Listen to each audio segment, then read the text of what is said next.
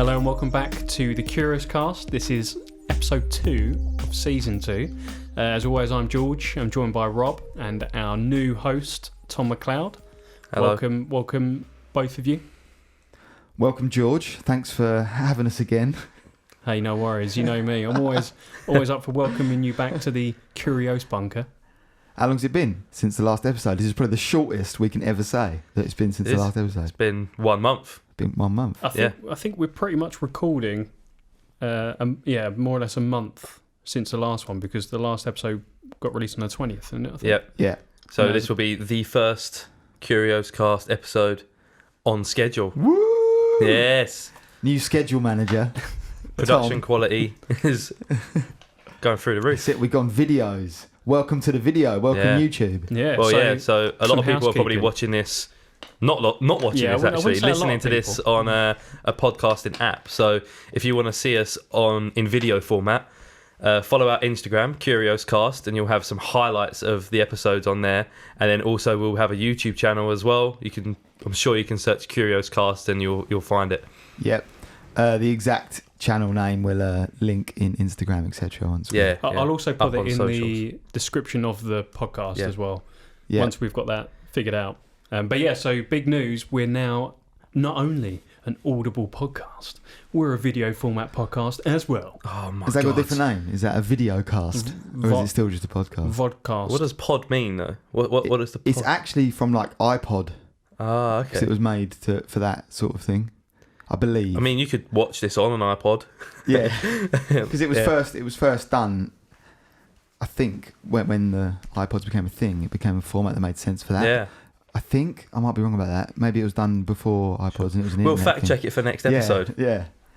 Speaking of fact checks, We have. although I guess before we do the fact checks, actually, we should just get the usual tat out of the way. The usual housekeeping. Let's mention. Well, I wouldn't say tat. This, it's No, it wasn't. No. delicious. So this week's snack cake was provided by Rosie, Tom's girlfriend, and Tom himself. He was involved in I a bit of the mixed mixing. some of the the ingredients. Material. Materials. Shows how much of a baker Yeah, you are. no. Rosie done all the hard work. She went to Tesco's while I was sleeping, got the ingredients, looked up the recipe, and told me what to do while doing most of the other stuff. So I've done some of the washing up though. So And she also put it on Instagram as well. yeah, and Nice. so this is our snack for the episode. We have chocolate and salted caramel brownies.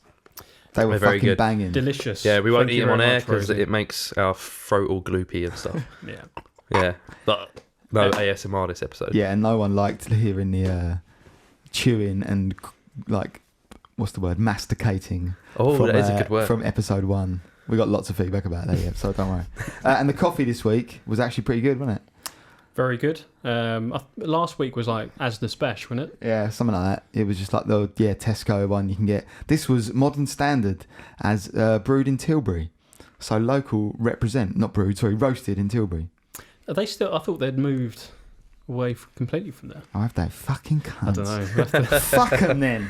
Anyone from Modern Standard, if you'd like to reach out and tell us where you are whilst currently. providing us some sponsorship of free coffee. Yeah. That'd be great. Yeah, if not, then other coffees are available. And this week it was brewed using the AeroPress method. Have you still got Other your methods are box with available. the details of the World Aeropress Championships? I don't know if I have, but we got to go. That all starts up again. Because we missed it last year Yeah. because I wanted to go. Well, no, it was. I think it was going to be this year, and it got like it would have been postponed because it was during Yeah, I all the guess so, yeah. pandemic. Oh no. Maybe Yeah. we're going to do like a video only one. Like it'll be They might have already done it. next week, Rob. Yeah, Or I'm looking that up. next week, next podcast. Yeah, it's never a week. Next It's never month. ever been Yeah. a week. Yeah.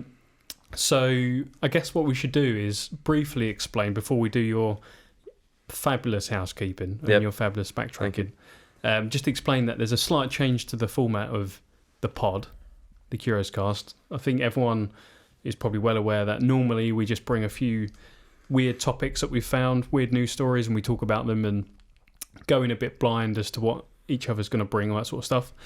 From now on, maybe we'll bring back some of the random bullshit Yeah, we'll have news some stories. classic episodes maybe every now and then. But we're going to do each episode's going to be its own little topic.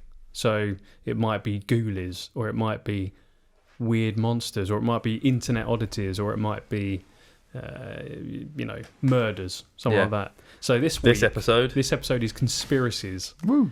Everyone loves a conspiracy. Yep. Well, not everyone. So But we do. I mean, I love them. Yeah, I do enjoy I'm it. impartial. It depends. I think you're on the wrong podcast. Yeah. You should have come next week for No, the but that's girly good. Yeah, I think it's good to have the straight guy, So and the two bent guys.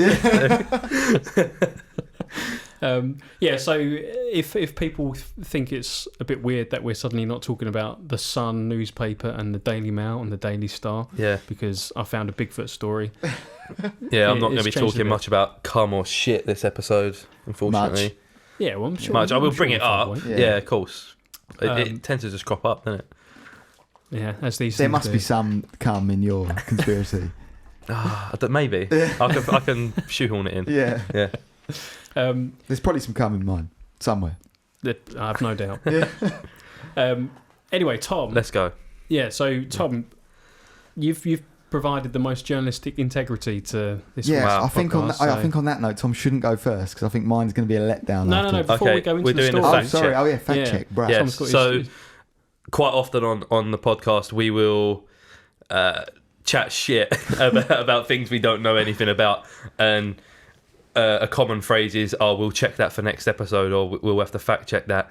And we never do it. So we have actually done it this time. So I re-listened to the podcast.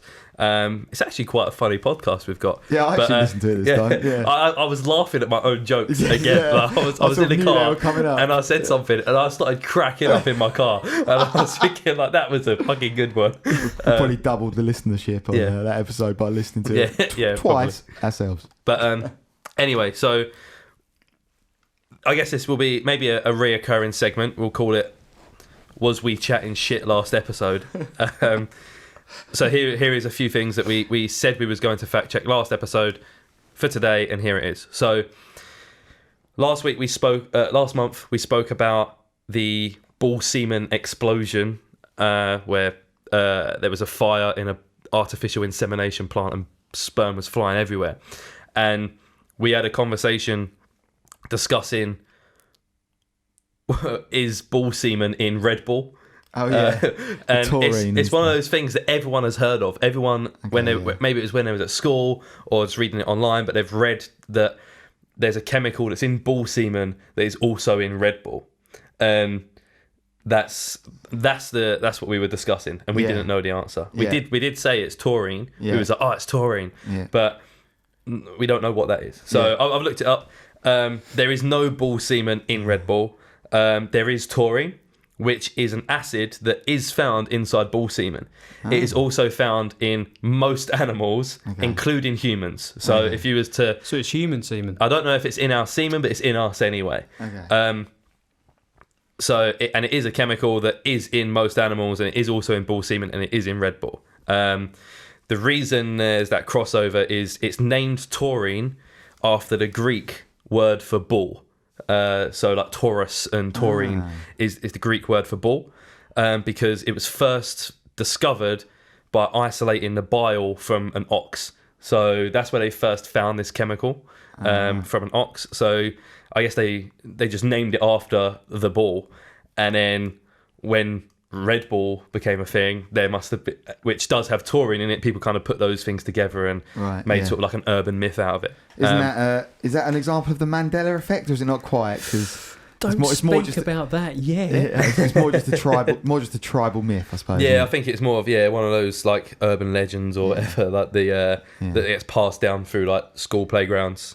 Tribal knowledge. Yeah. Definitely. So I looked up, and I think Red Bull even have like a page on their website about it, but it says Red Bull claims that their drinks are produced synthetically, so the taurine does not actually come from. They don't extract it from animals to get the taurine. They can produce it synthetically, and most energy drinks also have taurine in. PETA, the environmental animal People's ethical treatment or something like that. Yeah, People's ethical treatment. on their website, Monster energy drink is even listed as vegan. It doesn't have any animal parts in it. So Okay. there we go. Fact check from last episode. That was actually interesting. Yeah, That was. I enjoyed that. So another thing we spoke about was the wizard from New Zealand. Yes. that was it really. We spoke about the wizard from New Zealand and all of his claims and his crazy life story, and all of the claims on the article that I brought seemed to be from him. They were all from his own words. The article was basically extracts from a big long interview with him. So I looked him up just to see if he is legit, if he is actually getting paid to be a wizard in New Zealand, and he is. Everything that was in the article was true. All those universities he worked at, everywhere he's sort of travelled, was all true. I even found some more evidence that he might be a wizard. So the only evidence we had from last episode was that during a drought in somewhere in Australia or something, he went to this like farm, banged on his drum and sung a few songs or whatever, and like the next day rain everywhere, and it pissed down with a load of rain. They was like, thank you. They gave him loads of free whiskey, and he just got pissed and had a good time. So magic, right? Also, when he was attending a reopening of an airport, Oamaru Airport, there was some fog that was preventing the first ever flight to land back at this reopened airport from coming in. The wizard claims he cast a spell that cleared the fog that was preventing the first flight from landing. How soon after he magic? How soon after casting the spell did the fog go? Don't know, mate. A couple of days. Yeah. I think it was during the reopening event. So he was there. This was while he was already instated as the official wizard of New Zealand. This was in like 2007. So relatively recently, considering he's been doing this for 50 years or whatever. But he was there to cut the ribbon on the airport and whatever. It was too foggy, so he wish wash wash done a little spell, and the fog went. Wow. Excellent. Yeah. Fair play to him. The only other thing I tried to fact check was the Overtone Bridge that we spoke about. The dogs that were committing suicide off this bridge. Seems like it's true. There are loads. It ranges from how many, like the claims of how many dogs have jumped off. Some say about 100 in the past 50 years or so. Other people say like 300 or so. I think around 50 have died jumping off the bridge, which is still quite a lot compared to most bridges. The consensus does seem to be that it is the smell of nearby animals, such as mink in the forest nearby. And basically the dogs apparently are not jumping off, they're sort of jumping up onto the wall, but the wall has like a slope, like a quite steep slope to it, so they just slip down the slope. Like you jump up and they think it's a wall, but it's actually a slope on the other side, and they kind of like slide down. But I don't like that theory. I like the theory that it's haunted, and the what is it, White Lady of Overtone was the White Lady. Was spooking them, yeah. So there was no evidence. There was no evidence either way on that one. So that was it. That is, I guess that's the first. Were we chatting shit? Yeah. What's the correct English? Was we or were we chatting shit? Was we chatting shit last episode? Were we chatting shit? Well, then it should be called Was We Chatting Shit? Yeah, yeah, that's funny if it's wrong. Was we chatting shit last episode? Yeah. And were we? A bit. Quite a bit, yeah. What's life without a bit of shit talking, though? There we go. So yeah, that's it. I'd like to apologise. My headphones are making a clicking noise, and I don't know if it's coming through on the mic. Oh, I can't hear it. No. Every now and then. Can you hear it? No. I move away from the mic to breathe. Let's get conspiracy theories going. Yeah.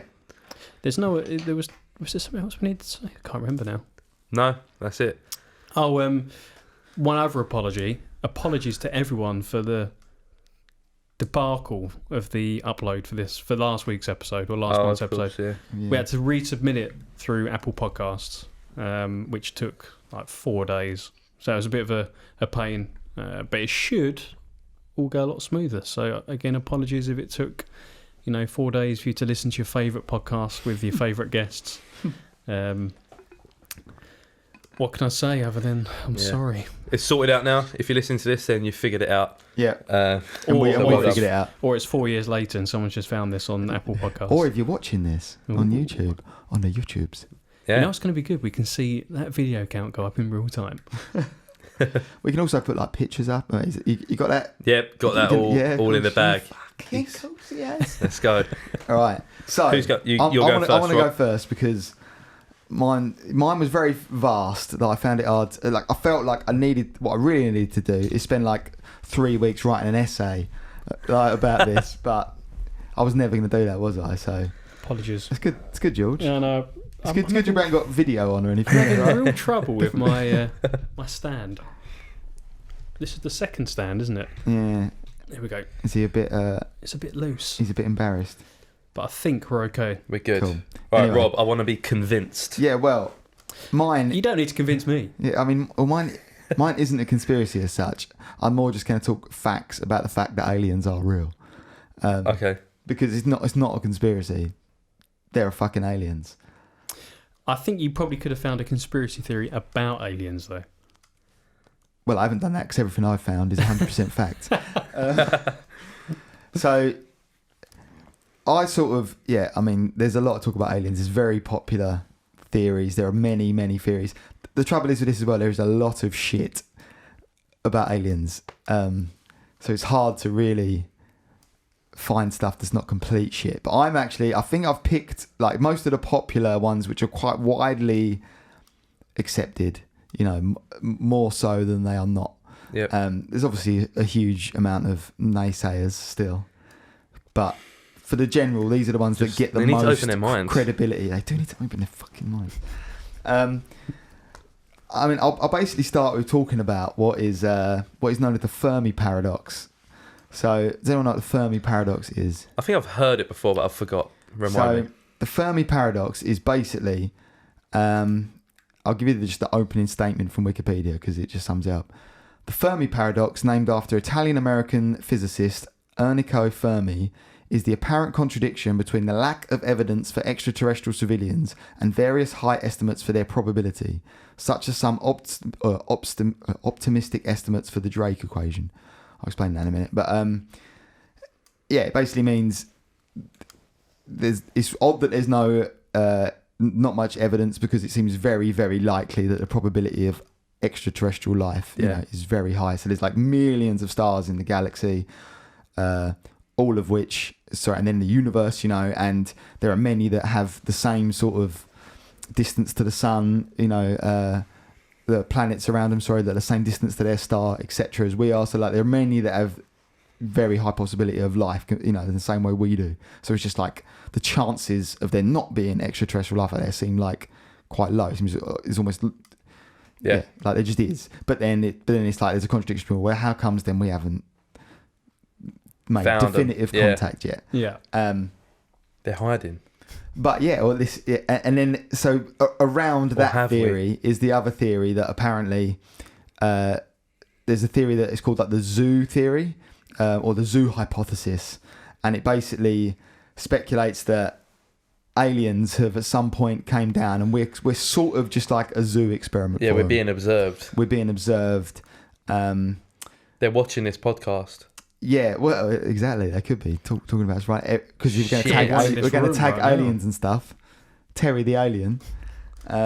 Is it the same sort of thing? I remember reading the thing about that they're waiting for us to get to a certain technological level. Well, there's that. There's also that's part of the zoo theory, and also that like when at some point, like there's sort of the missing link, isn't it? And we've never really been able to quite explain how we went from a certain time in our evolution to a different. I don't know enough about evolutionary biology, but there's a point when we became erectus. Yep. Yep. Some point. There's a time in every man's life.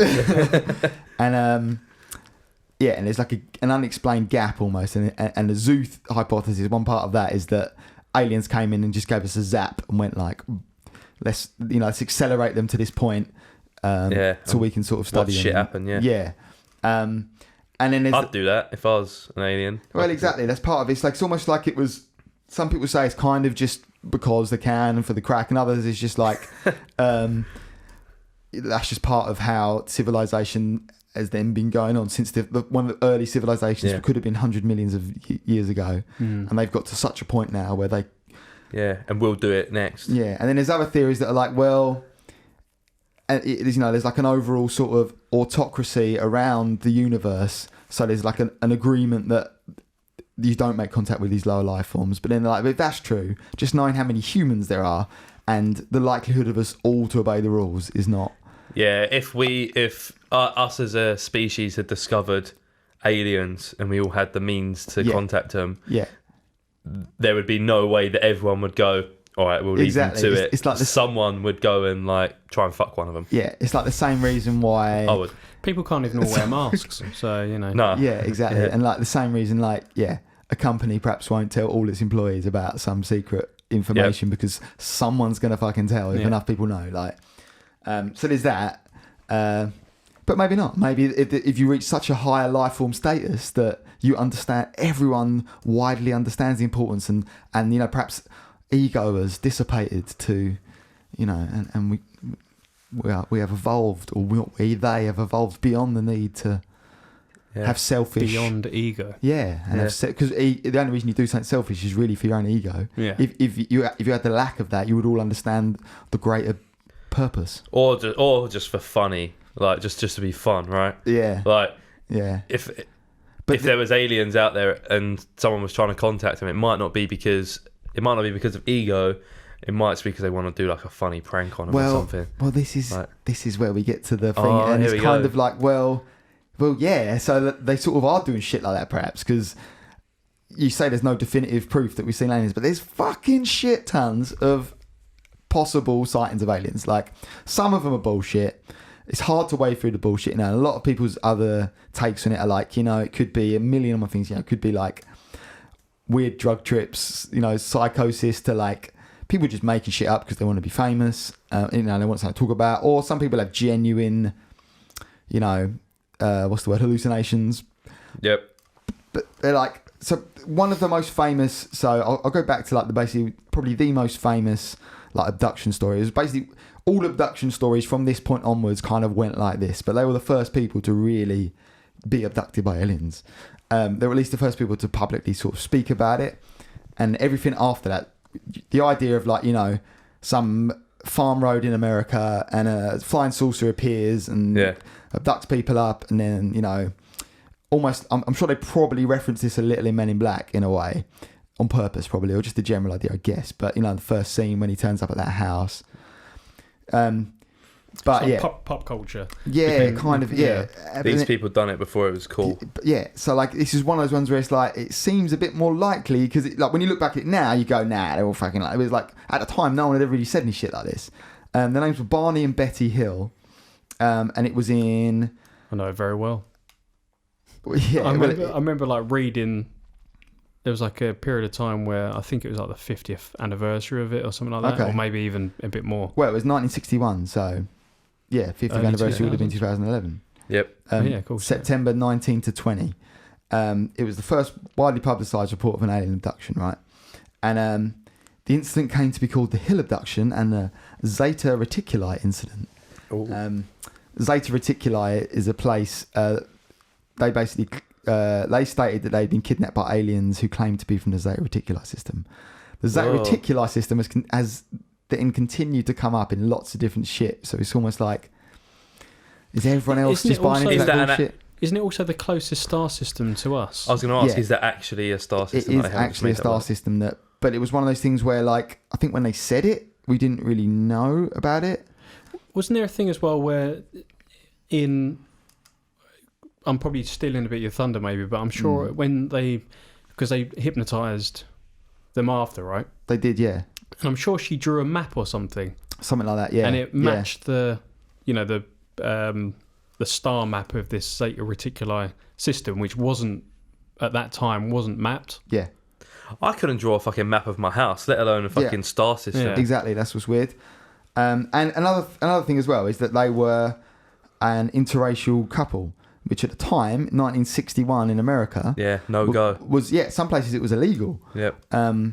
I don't think it was where they were living, but it was still, it was still an odd... So it wasn't like they would want to be in the public eye, Yeah. They're not the sort of people who'd widely just run out, and they were like, like members of, they're both civil servants. They're all members of like their local church and upstanding members of the community. Maybe that's why the aliens picked them out. They was like ahead of the time. Maybe. Like, you've got this figured out. Yeah. Well, their story is basically they were driving home from somewhere and they were quite far out of town, and it was late at night, and then like all of a sudden this he felt the need to like stop the car, and he got out, and there was like this like the typical sort of description of like the wide flying saucer, like looked like a big plate thing in the sky, and he reckons they saw these like guys standing at the window, like the classic sort of little green men description, which is at the time wasn't classic.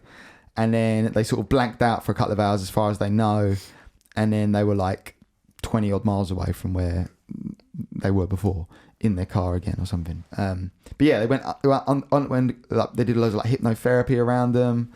So I don't think at first they didn't think anything had happened, and it was only over the next like day or so that they started to have like nightmares and they had trouble sleeping. They didn't know. Yeah.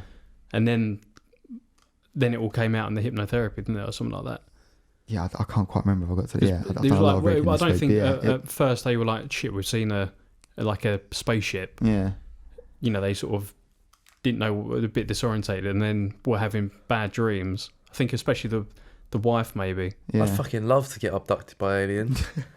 I'd love to hang out with an alien. Yeah, or two. I know. Imagine it would be. And if they were just like if they were the ones that are around playing pranks and just doing it for the crack, they'd probably be just a laugh. And most people, like I imagine, the sort of horrible idea of being abducted by aliens is they're going to just take you in your sleep and chop you open and have a look inside you. Yeah. But if it was like, oh yeah, like if I just said I'm willing, like I'll show you what's going on, and then they take me up and I'll just have a chat with them, and I'll show them my body and be like, and like tell them what's it like to be a human. Stuff like that. Like they might not have certain like emotions that we have, or like they might not have music and shit like that. Like they might just be like, this is my idea of aliens, is that they're like so smart but they don't have any creativity, like they don't have art and stuff they're like that. Basically like fused with AI. So yeah. And if I could go and like show them Shawshank Redemption or something and be like, look man, and they cry, and then they go, fuck yeah, we got it. Like or they take you up and then they just like stick a massive anal probe up you, like in South Park.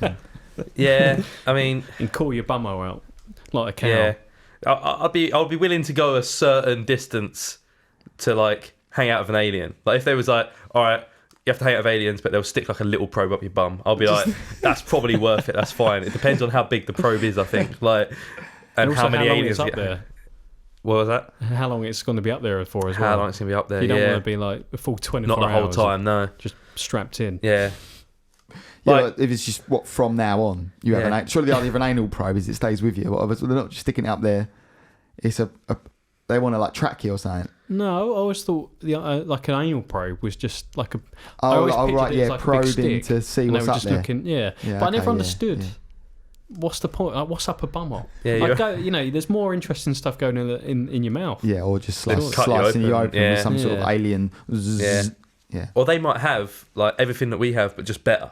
Like the way that humans constantly improve on things. Yeah. They might have like beer that's really good. And like maybe you have like one sip of it and you're like the perfect level of drunk. And you don't get a hangover and shit. Well, no. Well, then when you're ready to go home at the end of the night, you sip this other drink. Yeah. And you're stone cold sober. Oh, yeah. And you get in your saucer. I mean, in fact, actually, no, because you don't have to drive yourself in the superior. We're even close to self-driving cars. Aliens definitely have a thing where they just get in and just go, I'll fucking sit down here for a bit. And then just... What if they have like really good... comfy shoes, like anything, like anything that we have, they have it, but better. They may have evolved beyond the need to walk. Yeah. So you don't need comfy shoes. Would you rather be able to hover or full on fly? So hover is just like a little, say you're that far off the ground. Like David Blaine levitate. Yeah. But move, hover and move, or you fly like. Well, full on fly because you could also hover. Because you could also hover. Yeah. It's true. Yeah. I've always thought like flying is one of those things that sounds really cool when you're a kid, but like in practice, it would look cool, but it would be like so fucking windy. Like imagine just sticking your head out the window at like 100 miles an hour. Cold, yeah. It'd be cold, And Really hard to see where you're going. Like you'd have to probably. I'd definitely wear a Yeah. little helmet with, little. yeah, like Yeah. goggles and that. Goggles. Oh, it's probably right then. Yeah, well, there's might hit loads of bugs. Yeah, exactly. We always think about flying, but no one ever. You also really need to be Superman and be able to like accidentally smack into a tree and it not kill you. Because there's one thing flying, Yeah. but then you've also got to like land Yeah. safely How many and times still just be a human. yeah? How many times just walking have you bumped into Yeah, something? Yeah. Yeah. But then I guess there's less to bump into up there. Best to bump into. Yeah. Yeah. Best I'm to actually bump getting into. yeah. I'd definitely just get trapped in some electric wires and fucking roast myself. Yeah, exactly. Like, oh well. Anyway, Back to the aliens. back to the aliens. So yeah, that's Barney and Betty. That's kind of the basic idea. And then, but they mentioned this Zeta Reticuli system, which later also was mentioned by Bob Lazar. So Bob Lazar was a guy that claims to have worked at Area 51 or S4, which he also calls it. And he says about how he was brought in there to reverse engineer spaceships. They found these like crashed alien spaceships, which make some people say like from the Roswell crash, etc. Others he sort of says were like almost like ancient things that they dug up, like archaeological digs that they dug up. So they could have been there for years and years and years. And he was trying to he was part of a team that were trying to reverse engineer the technology in order to understand how it worked. And they have like this different method of propulsion, and like they don't move with what we standard propulsion that we have today. They sort of can manipulate gravity and just like. That's a good motion there. But he also says that they came from the Zeta Reticuli system, and there's like other weird shit that's like weird about him. So he said about this chemical. I can't remember what it's called now. I have to fact check that. Like an element. Element 150, yeah, 151 or something. Something like that. Element 151 or something. And he says about that they were using that, and at the time it wasn't a thing, and then they later managed to basically discover this element and like man-made sort of manufacture until, like, it. 2004 or something, Yeah, like right? really recently. Right. Yeah. So it's like, oh, how the fuck? Okay, 115. so it was I think already it was they 115. already Yeah. found it in this alien thing. And he said this in like the 80s. Yeah. And then now we've managed to like create it ourselves. Basically, discover it that it is real kind of Okay. thing, and create it, synthesize it all. That's pretty sick. Yeah. And there was the finger scanners. Yes, thing there's as other well. stuff he's mentioned that turns out to be like a thing that is actually at this S4 place that they went. He like really accurately described like this sort of fingerprint scanners of ways of getting in. Right. And when they went to visit this building with like journalists and stuff like that, they did have that stuff there. Like you And, measure your bone length and width in your fingers. Oh wow. Yeah. So you And- put your hand up against it, and yeah, Yeah, and it's at crazy. the time it was like sound like mad technology, but then they have now confirmed that this is technology the government had to get into this building sort of thing. So there's like loads of shit that he said that is like, and then there is weird stuff where like he has had like police and things and FBI officials like coming after him and stuff when he's, supposedly he says he has, and there is like evidence for it and stuff, and like there was this journalist George Knapp who's like a famous kind of journalist in America. And he got famous because he first put this Bob Lazar guy on his show, and it just like kind of blew up from there. They hadn't like blurred out at the time, but he says so he rang around to kind of verify stuff about Bob Lazar's story. So like he says he worked at like Los Alamos, which is like a government place in America. It is like another place, and when he first rang, they said confirmed that he did, and they were trying to give him his records, and they couldn't find him. And eventually, he kept ringing back and they said no, he never worked here.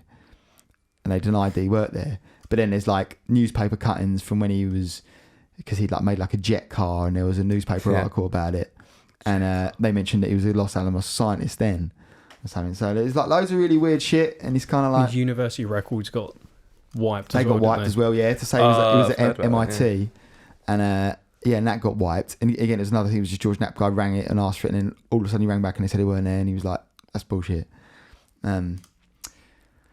Has he seen an alien? So he says that he sort of, as he's got a bit older, he's sort of gone from like, sometimes he never really said he definitely saw it, but he's sort of always been like quite factual about what he has seen, and never wants to be like, I think I saw an alien. He's sort of like, he says he saw like these things that may well have been, that he sort of just went past the room apparently and just like caught a glimpse of it. Yeah.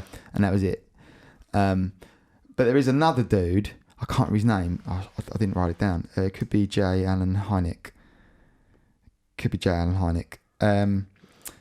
maybe not. It might be from someone else. But Some guy. yeah, there's some guy that says that he also had these aliens that they got from a crash site, and one of them was still alive when they got them. And then there's this other journalist that's recently written a book about it, who says that actually what it turns out is these were like they were like people that were actually like Nazi experiments. Oh. And they were sort of experimenting on them, or they were Russian. They were like Russian things where they supposedly experiment on to make them look like aliens to fuck us up. Wow. And they were like actually like deformed people, or like people that they just did horrible shit to make them seem like aliens, and this weird life form that we couldn't recognise. Crashed them, basically flew them over in fucking airplanes, crashed these things. So we were like, what the fuck is this? That's some next level trolling. Yeah. And then this guy then has come out, more recently. Apparently, he told this George Knapp guy the first story about fucking he saw some aliens and shit, but didn't want to go on record with it. And then later changed his story to say that actually it was this Russian experiment thing. So it's another night. I mean, both are equally weird. Both are and very weird. interesting. Yeah. Both are pretty fucking weird and interesting. It's true. Other things I sort of dug up. Just before you move on from Bob Lazar, Oh yeah. I don't know about. I don't know if you're going to mention. There was like 3. They're quite well known, so I imagine a lot of people will know about it. 3 sightings of a UFO. That is exactly what I was about to move on to. Yeah.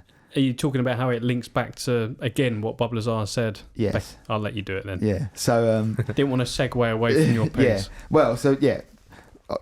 We'll reference back to Bob Lazar in a second, but there is 3, as George says, there's 3 famous UFO videos that are all from like American radar on their like planes, so videos from that. I have seen those, yeah. And they recently, the Pentagon has come out and said yes, they are unidentified things. Objects, we don't know what they've sort of said as well that we don't believe it was from extraterrestrial. We have sort of decided it is not from extraterrestrial things. Yeah. But these are things we don't know what they are.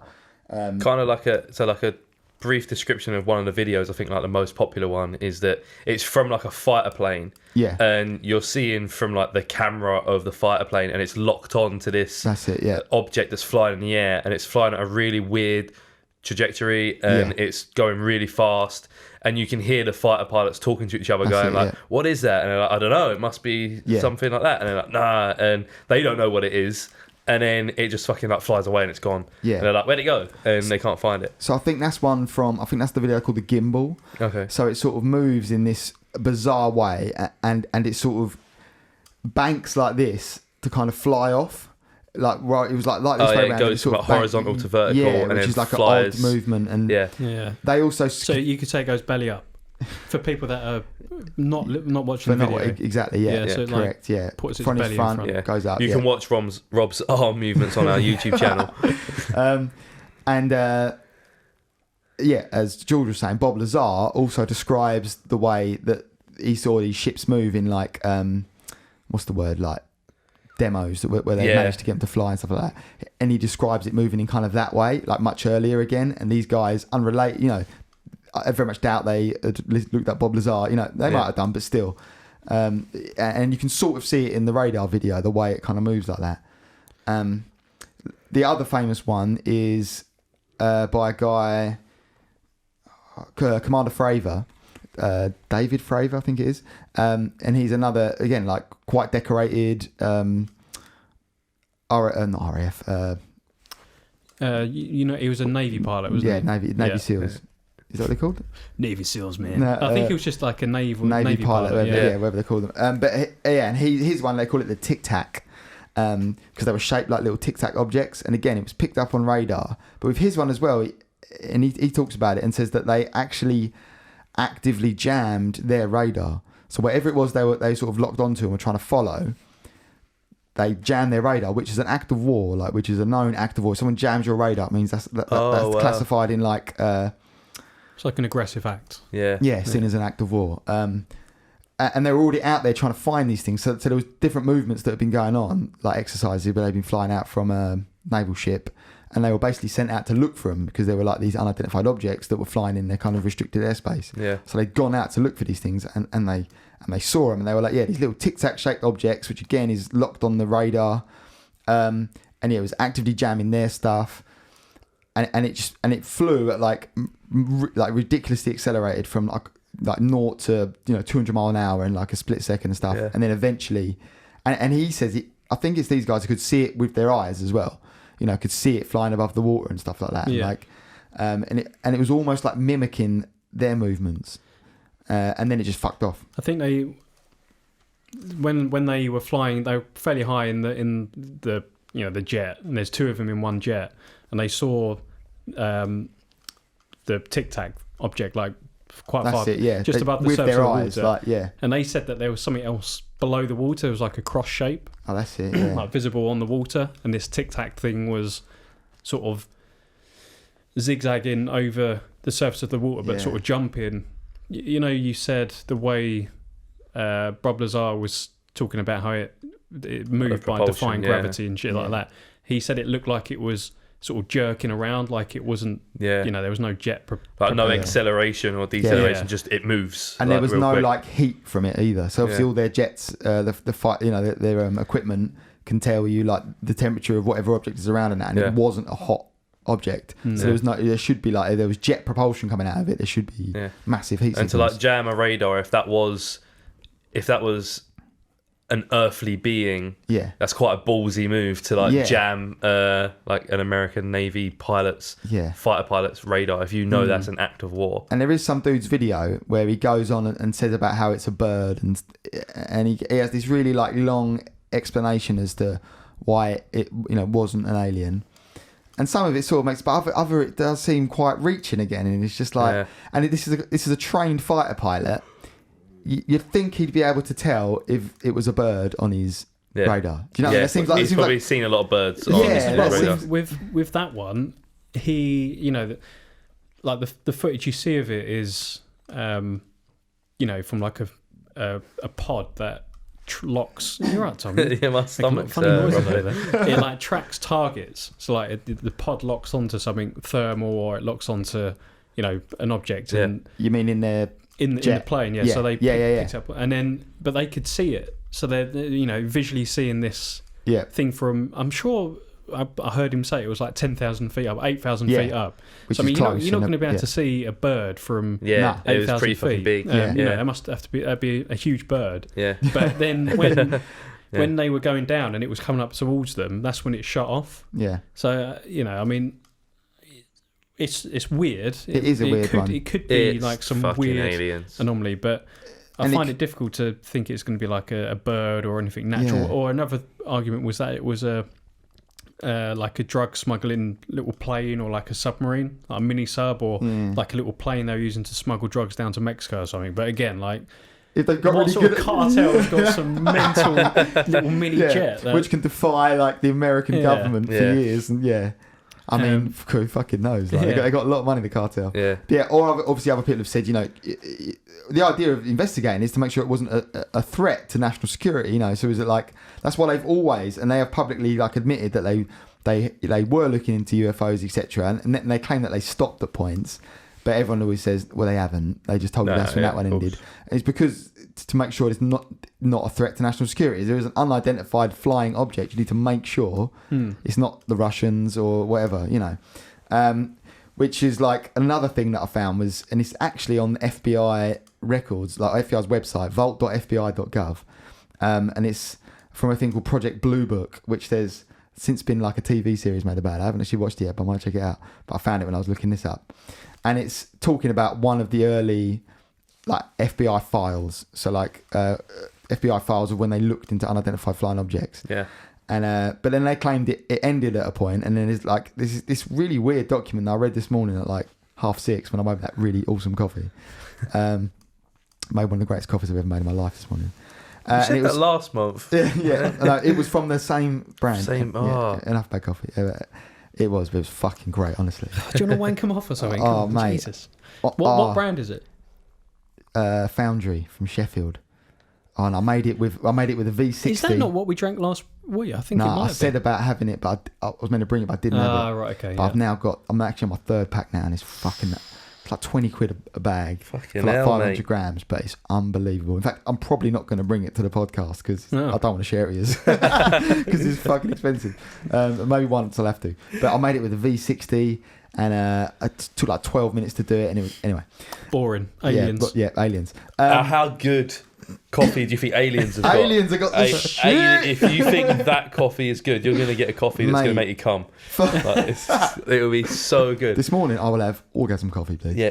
Do you know, I tried talking about this to Lynn the other day, or maybe probably about a month ago, and she couldn't quite understand what I meant, but I'll say it to you, maybe you guys will understand. At some point, someone has drunk a cup of coffee, and that is the best cup of coffee that has ever been drunk by any person on the planet. And someone's had the worst. And someone has also had the worst cup of coffee that has, but you'll never know it. And No.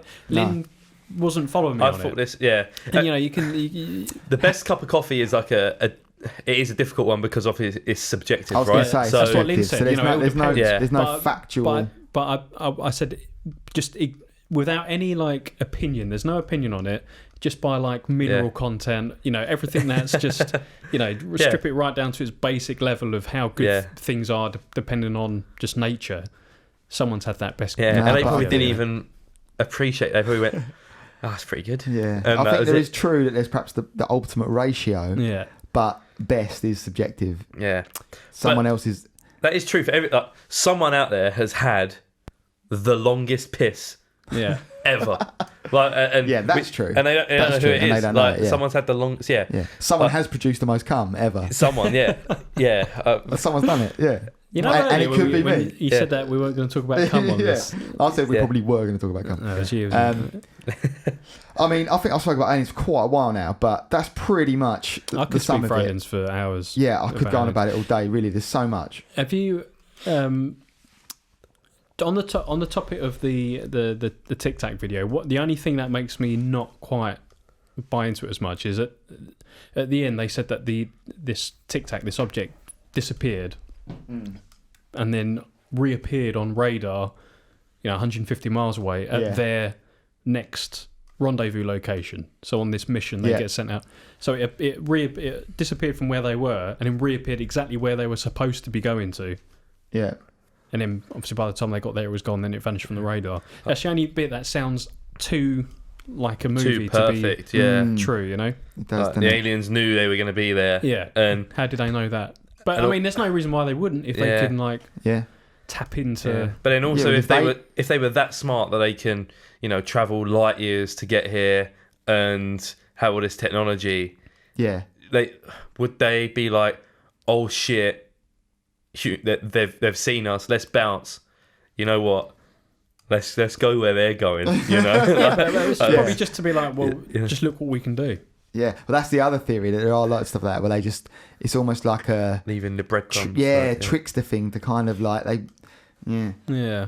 I But love one last thing I will say, actually, and I think I may have mentioned this on the podcast before, but I know two people that have described alien sightings to me, but Let's save it for an episode on aliens and alien sightings. a whole alien sighting Yeah, episode. 'cause I mean, And we could talk about it a lot, couldn't we? Although, Yeah. no, come on, say it now. Oh, 'Cause well, we've teased. yeah, Well, it's- we will do an alien special because I could speak about aliens for All right, yeah. like literal days. But Well, yeah, but basically, so I've got a friend who years ago, and he's pretty like logical. He likes factual stuff. He's very skeptical with things. it's just the guy that saw the dog driving with you. This is not the guy that saw the dog driving with me. No, this is another friend from uni, and he told me so he was out with a friend, and they were out walking somewhere or something, and he saw this object appear like silently in the sky above him, like maybe like 200 feet away, like pretty close, but like up in the sky. And he said it was like a sort of triangle type box thing. And he said he saw that they both saw it kind of hovering there, and it sort of hovered around for a bit, almost like it was watching them, and then just went dosh. And it went, no sound, gone like whoosh, instantly propelled off. So not whoosh. Not whoosh, just Not dosh. like Just like like Did nothing, they see it move? Did it vanish, or did they like see it? No, they saw it sort of. That's good noise. I like that. That's the noise I think Yeah. you made. And so then I've got a separate person who told me this. Obviously, these people have not met. This was an ex-girlfriend of mine. Her dad told me that pretty much the exact same fucking story. Yeah. And he was out walking his dog, and the dog, like, it almost sounds like something of a film. So like, I think he told me his one first, and I never quite believed it until my friend Josh told me his one, and I was like, Yeah. no fucking shit. And he said like the dog was there, fucking bogging at it, and the dog was barking at it. And then the same sort of thing, almost sort of seemed like it was looking at him, and then whoosh, and it described almost the same fucking object. And I've since, like years later, I sort of remembered that, both those stories, and was like, and I looked it up, and there are many UFO signs that describe a similar fucking object. Wasn't there was like a And wave of them over Europe back in like the 90s, all over Belgium, and there's for this alien special, I'll find the thing, but it was all triangle-shaped UFOs appearing all like over Belgium and France. Drones. They're drones. They're like drones sent out to see what the crack is. When I was younger, I was probably about 14, I guess. I was over Fobbing Park, which is where I grew up. Classic. Other parks are available. Parks are available. And I remember seeing, to this day, I don't know what it is. Again, completely silent. There was no sound. It wasn't a plane, and it was like a summer's day. Like a real still summer's day where you can hear planes in the sky, and you can hear bits and bits. There's no wind or anything like that. And there was this weird. I remember seeing it and thinking that is like, I've never seen a fucking plane like that. It just looked like a really, I don't know, like a odd shaped thing. It still looked like a plane, but just weird. Like it didn't look right. There was no real wings to it. It was like a not an octagon. Yeah, like a hexagonal sort of shaped thing moving through the sky, really, really quietly, no sound. It just went across in broad daylight and then just went off. It was like a silver shape. And to this day, I don't know if I imagined it or if it was a thing. If it was just like an optical illusion from the plane. Yeah, I believe you. But it was just really fucking weird. Like I remember looking at it in the park, and at the time thinking that's fucking weird. Yeah. There's no sound. It could all be another mad example of the Mandela effect as well, though. Could be. Where this is one that is quite close to that. Maybe if that did turn out to be that, is that like, you ever heard of the umbrella test when you get an STI check and they supposedly stick an umbrella up your urethra? Yeah. And like it's not true. There's no.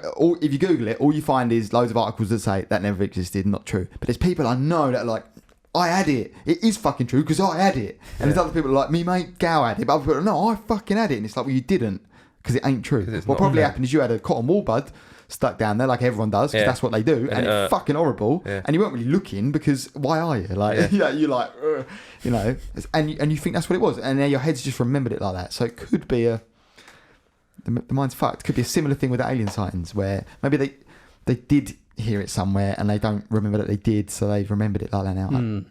But maybe not. Strange. I like to think it seems way too coincidental to be that. Yeah. I mean, that is pretty weird that it's exact. It is weird that it's exact. Yeah. I might.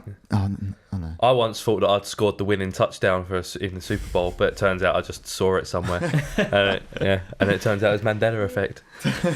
Speaking of the Mandela effect. All right, we segue into you, George. Well, no. I thought maybe we could, because one thing I was going to do was just give you 10 examples of the Mandela effect and just see. That's good. I always enjoy So this. we can just quickly do this. So are we going to move to you next then?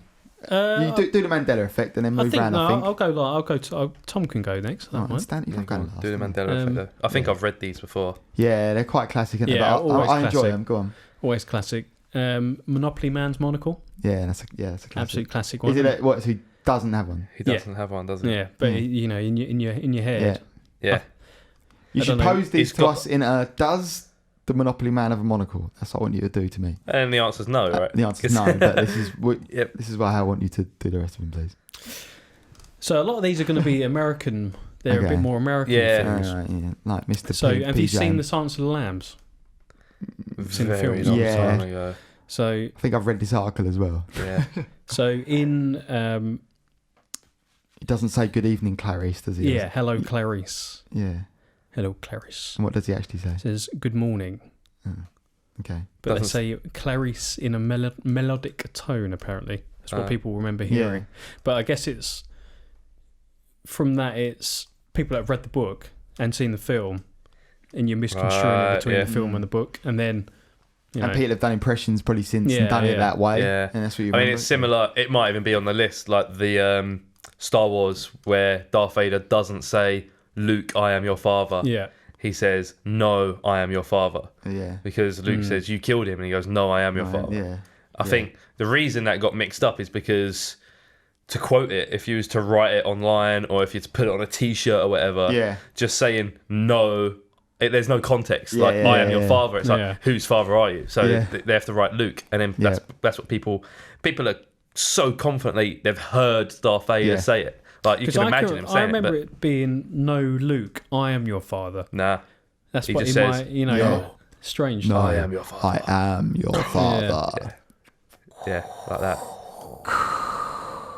No, it's not true. We need Lawfully now to do his Emperor Palpatine. Fruit of the Loom. You know the Fruit of the Loom? The T-shirts and shit, yeah. I thought that there was a basket with it's just all fruit. It's like it's like peach, grapes, isn't it? Grapes, and like an apple or something. No. And I always thought there was a basket to the left of it, and all the fruit was sort of halfway falling out of the basket, but it's not.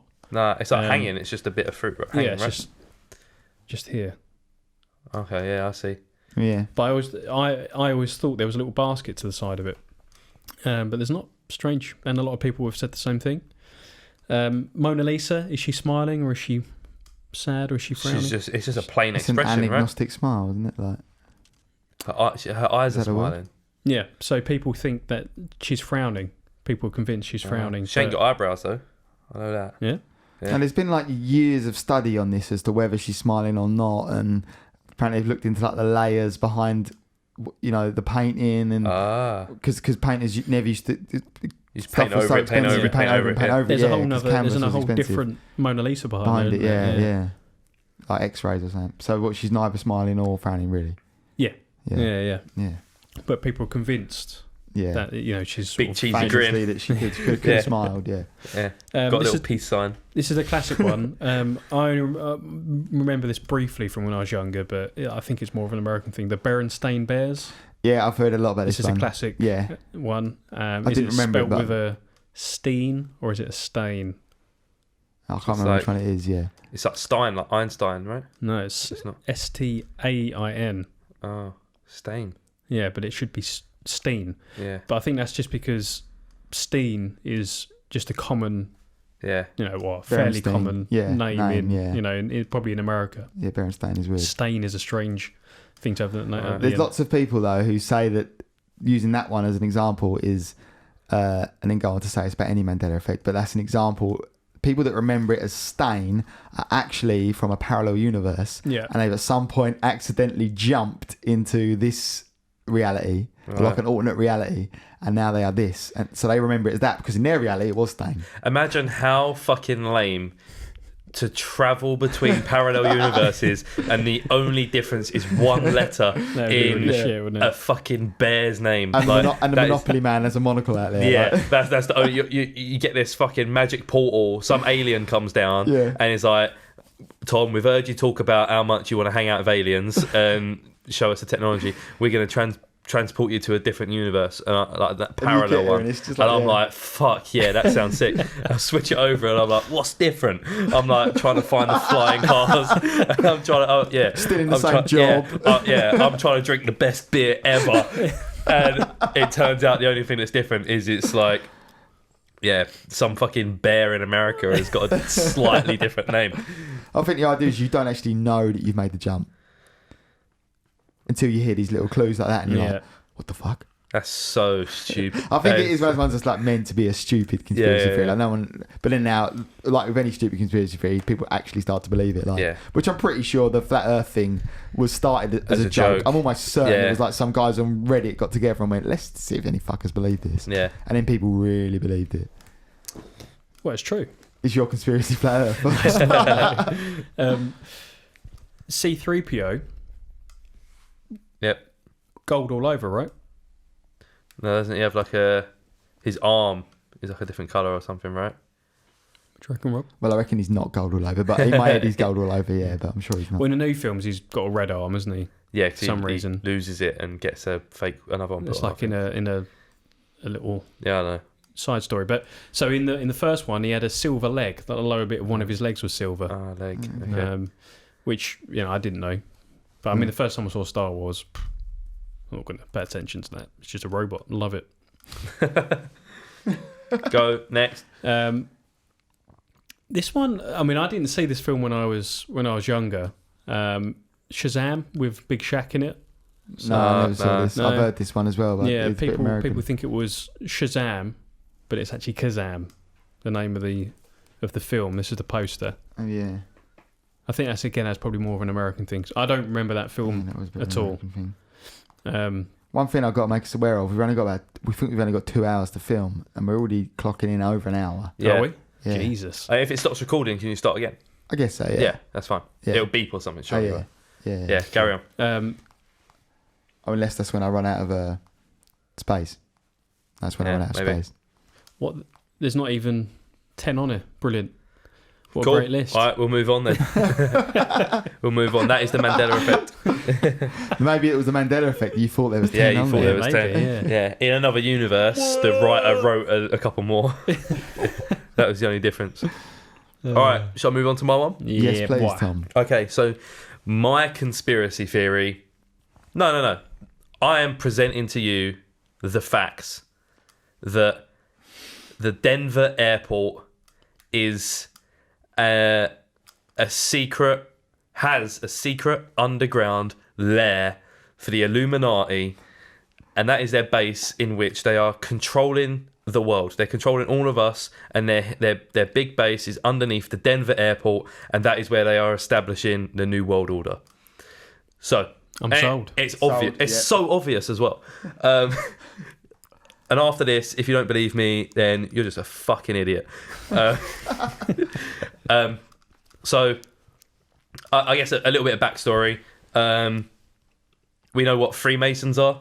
Yeah. So for anyone who doesn't, Freemasons are essentially a group of elite, usually like powerful figures all over the world. And they sort of all hang out in lodges and stuff like that. This isn't a conspiracy. This is like a Legit like thing. an actual legit thing. Like you can look up, there's Wikipedia and everything on Freemasons. And the whole idea is that you're part of this group. You sort of like buy into it, and you've got your own little secret club, and everyone kind of helps each other out, even from small things like buying from another Freemason's business and stuff like that, to sort of, if you're a policeman that's maybe a Freemason, you let another Freemason off for a crime or something like that. It's not a great thing, but it's not, they're not destroying the world, these Freemasons. Yeah. But they are commonly sort of spoke about in the same breath as the Illuminati and the New World Order. The theory is that, they're Freemasons, and it seems like they're just doing a little bit of dodgy business here and there, and it's like a little, rich men's club. But behind closed doors, what they're actually doing is they are trying to take over the world. They're trying to use their power and influence to create what they call a new world order, which is, many people theorize that they're trying to drop the human population down to 2 billion people and basically control everything and everyone. And you're going to have the elite at the top and basically create a dystopian future and start humanity again the way they want to. That is the theory of what the Illuminati is, from my brief research. Sounds great. So Sign moving on me to the up. Denver airport, some facts about the Denver airport that is, you can look up. It's all on Wikipedia. It's on their website, everything like that. I'm still listening, by the way. I'm just going to check a couple of things, but I can still That is fine. hear you. So He's off piste. the Denver airport is fucking massive. It is Is the that on their large. website? Sorry, Is that word for that word is on from their website. Yeah, it says our airport is fucking massive. Come and fly from our airport or to our airport. To put it into context, it is 52 square miles. That is 135 square kilometers, 33,500 acres. it is the largest airport by land area in the continent, all of North and South America. It's the second largest in the world. It was the first for a very long time, and Saudi Arabia have just built a fuck off massive one as well. But it's nowhere near the busiest airport in the world. It's not even in like the top. It's not in the top 15. It's 16th. It's not even the busiest in America. There's a couple that are busier. There's Atlanta. I think there's LAX, New York. They're all busier, but Denver Airport is by far the biggest one, the massivest airport in America and almost in the world. And they don't use all of the space. The airport doesn't take up that much space, but there's a huge amount of land that doesn't really get actively used. You've got the main airport with its couple of terminals, the runways, of course, and then there'll be a huge bit of land, and then there's just like a massive building, and then there's another massive building, like maybe like airplane hangars, stuff like that. But again, it's absolutely huge compared to any other airport in the world in terms of the traffic that it gets going through it. When it was being built, the budget was initially $1.5 billion was how much it was going to cost. And this was back in, I think this was back in the 90s, is when it was built. $1.5 billion. The actual amount that it cost is disputed. There's no known value of how much it cost, but it's estimated that it cost between $3.5 billion to $5 billion. So anywhere between $2 to $3.5 billion on top of what it was actually budgeted for. And there's no real breakdown of where that money went. They have admitted that, yeah, there was overspending and there was a lot of delays during the construction, but there's no itemized bill on where all that money went. But billions and billions of taxpayers' dollars went into building this airport with not a huge amount to actually show for where the money actually went. Well, you got second biggest airport in the world. I mean, it is. It also has the tallest control tower in North America as well. That's nothing about that really. But it is a fact. It's probably the most factual thing you're going to say. So what Denver Airport claims was responsible for the overspending was that there was a lot of changes during the construction. So they tried to build a big sort of like foundation that had active buildings in it. And then they ended up scrapping the project and starting again, is what they claim a lot of the budget went into. What they essentially done was they built 5 massive separate buildings, all very close to each other, that were sort of lower than ground level, and they were about 5 stories tall, and the buildings were pretty much finished. And there's like aerial photos of these buildings, and they all seem perfectly fine and functional. And then they scrapped the project, and what they done was they just covered them up and built on top of these buildings, and said, "Oh no, it's too much money to knock them down and destroy them, and we can't use them, so we're just going to build on top of them." Bit weird, right? So now there's just there's literally tons of buildings underneath the Denver airport that are apparently not being used. Denver, if that is true, that'd be well cool to see. It would be well cool. So really weird. Denver Airport do let journalists go in and explore the underground. That's sick. But no one's been underground the underground. Denver Airport has 6 layers to its basement. Quite a lot. Yeah. 6 layers underneath it. All with essentially a crazy maze of tunnels. Now, that's really weird. They've just got tunnels that go on for miles. You've got to remember, 52 square miles of lands that they have that link all these underground buildings and all these underground tunnels that no one has the time to explore. Like you could send journalists down there for days and they wouldn't be able to even touch half of what's down there. Probably not even allowed, right? There's probably some areas that... And they'll claim it's for security reasons, right? That it's an airport, you can't have people wandering around and all stuff like that. You know, it's all just to try and keep it all secret. They claim that the massive series of tunnels was because when they were trying to build it, they tried to invent this new groundbreaking baggage handling system that was going to automate taking your baggage from the plane to the luggage collection place. Yeah. Like the baggage handling. claim. Yeah, baggage claim. So we're going to build this massive system, took it straight from the plane to baggage claim, and it was going to go through these all series of tunnels underground. They said they worked on it and it cost a lot of money to build all these tunnels, but it just didn't work, so they scrapped it and just kept the traditional baggage claim system that we have now, where someone drives it to the terminal pretty much on one of those cars. They said it was due to logistical issues, technological issues, and it was going to cost even more money. There's also a massive bunker underneath the airport as well, which for a very long time Denver Airport denied that there was any hidden bunkers underground. They said that the only buildings underground were those disused ones and the tunnels, until there was a maximum readiness drill during Obama's presidency, where they had to enact as if there was a nationwide terrorist attack or a national emergency. And Obama was flown to Denver Airport, and that's all they know, is that Air Force One flew to Denver Airport, and that's where Obama hid. So it's going to be like a nuclear bunker or something like that, maybe. Yeah, and at that point, Denver Airport have said that there is an underground hideout. They won't use the word bunker or say that it's anything that's going to protect them against any kind of nuclear fallout or any kind of disaster. But why else would you send the president of the United States there unless it was going to be pretty much impenetrable to anything? And it would also, but for that regard, it would be silly to say that it was a bunker there.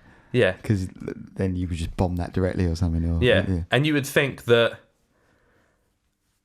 flying to an airport would be one of the least safe things to do.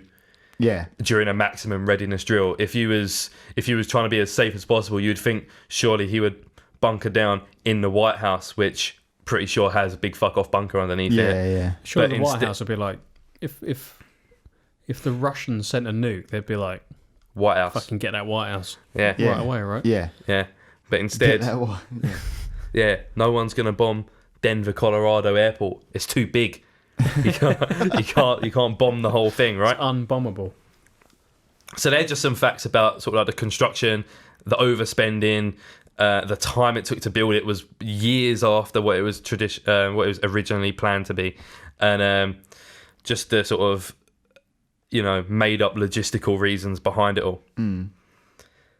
The theory, of course, is that these bunkers, these tunnels, are being used by the Illuminati to hide, and this is their main lodge. So the Freemasons they host their meeting in what they call lodges, and there's usually like a Grand Master.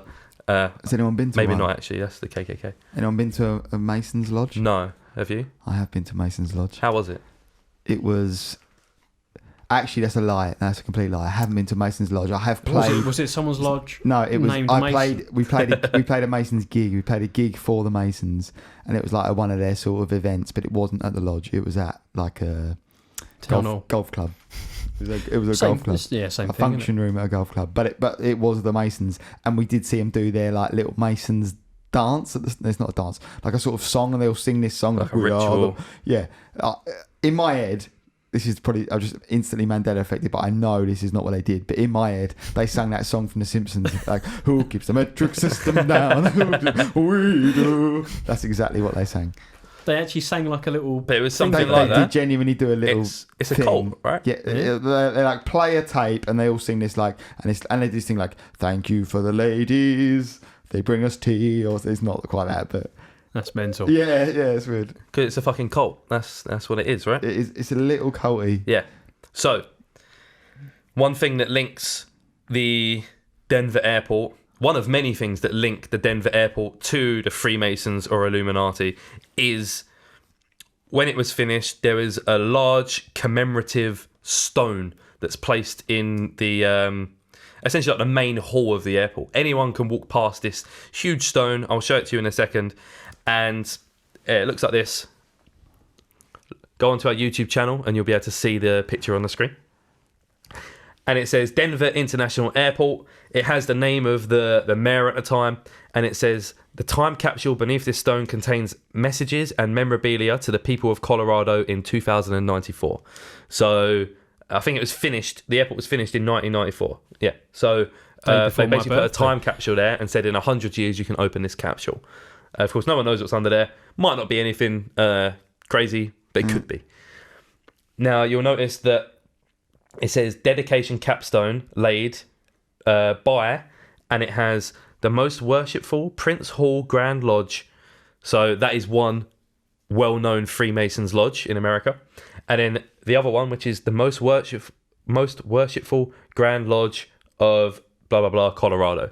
So 2 Freemasons lodges have dedicated this capstone to the airport. That's the Freemasons logo in the middle, right? That is the Freemasons logo in the middle. So it's a compass and like a set square, like an angle ruler. Yeah. And it has a G in the middle. Does anyone know the Mason's handshake?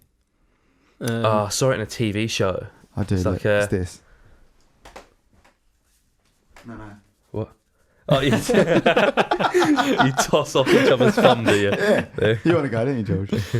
I'll turn the cameras off. I think I didn't see that in any TV show. I use my other thumb. My friend does that. That's a great handshake, isn't it?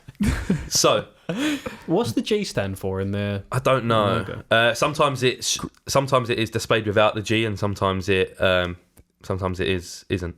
Yeah, doesn't it sometimes have the I that's on the dollar? I don't know if that's something that they do or if that's something that people do.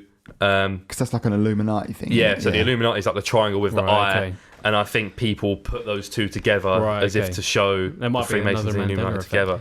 But I mean, it has a triangle in it. Is there is a Freemason anything to do with like your stone mason? Is the idea of a mason? Is that what's the ending? That's of the where word? it initially came from. I did Were they briefly look into it. I didn't take a note down, but it originally came from that sort of era.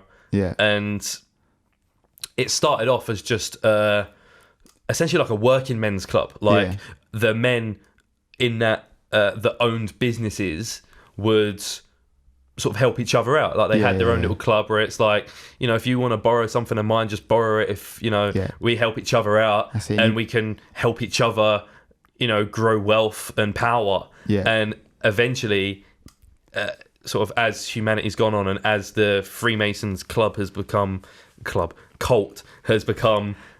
more powerful, then it has a bigger effect on society. Instead of it being a small town where these few people that are quite rich will help each other out, it's a global, conspiracy. Well, people I know got like dads that are in the Masons and that, and they say, I had someone who knows dad went to the Masons and then was eventually like, nah, fuck that, because apparently like he tried to get someone to help him do something and it just didn't happen. Or something, you meant to give each other like a favourable deal maybe on a car, or if you're the local car dealer or something, and it was something where no one would help him out or whatever, and he was just like, well, it's just a load of bollocks, isn't it? Just a load of blokes, a good excuse to go out and have a piss up. Yeah. Your friend hadn't worked his way high enough in the Freemasons Club. You've got to put the time in. Yeah. And you have to be in. You have to be trusted. Or is it really that there's lots of these other Freemasons clubs which are just that, men's clubs? Possibly. Yeah. There's the one true... To throw you off the scent. Yeah. Yeah, the one true club. Yeah. Technically, there is no... each Freemasons lodge operates separately, and they do not they do not recognise each other as Freemasons lodge. They all act individually. Yeah. So essentially, there's no headquarters apparently of the Freemasons. Right. Not above ground anyway. It's underneath the Denver airport. There's no central governing body. No. They're all their own individual body. Okay.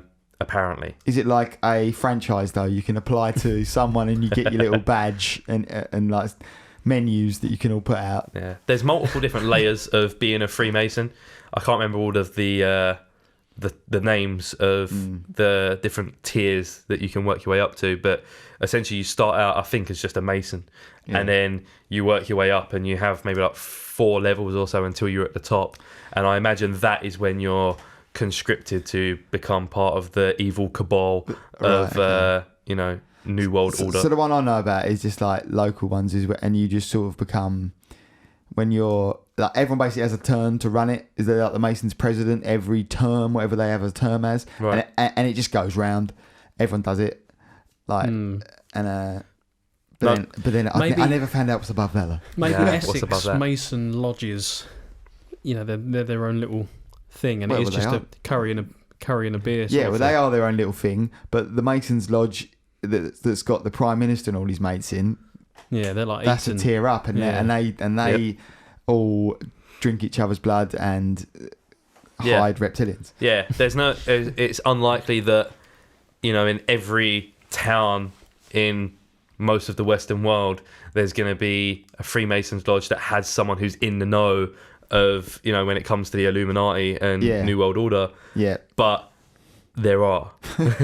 not in every lodge, but there are some lodges, that are that. Yeah, but once you go higher up, there will be enough. yeah. So the capstone, of course, I guess that's not too malicious, just having the capstone dedicated by the Freemasons. Yeah. Other than the I don't fact think malicious is the word you want. underneath, it also says New World Airport Commission contributors, and it has a couple names there. New World Airport. New World That's Airport almost Commission. New World Order. Well, if you look up New World Airport Commission, Right. it doesn't exist.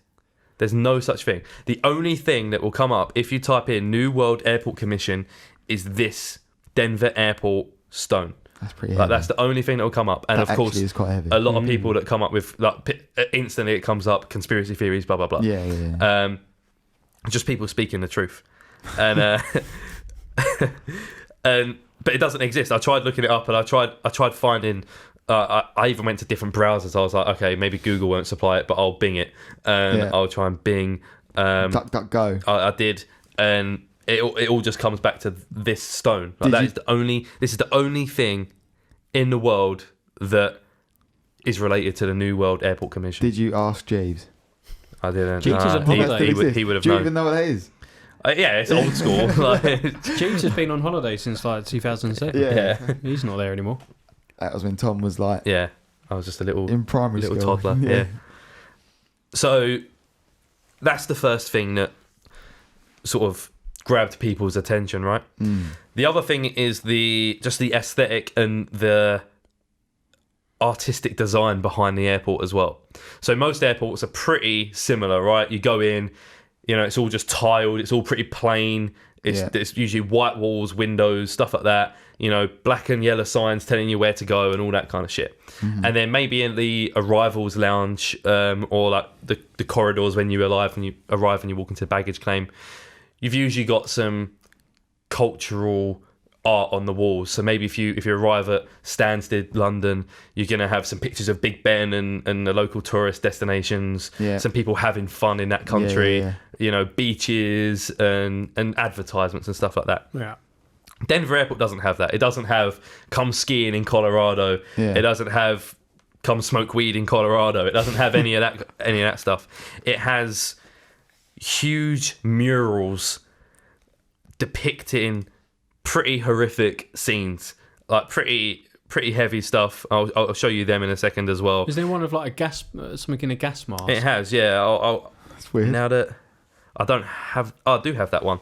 So it's someone who looks, to be honest, Fucking hell, that's horrible. pretty Nazi-like, right? Yeah. Like that, the military outfit that he's wearing. He's holding a gun that looks like like an AK-47 with a knife on the end, and he has a huge knife. Looks like an Aladdin sword. What the Yeah, big fuck Aladdin is that? sword, Yeah. and he's stabbing a dove.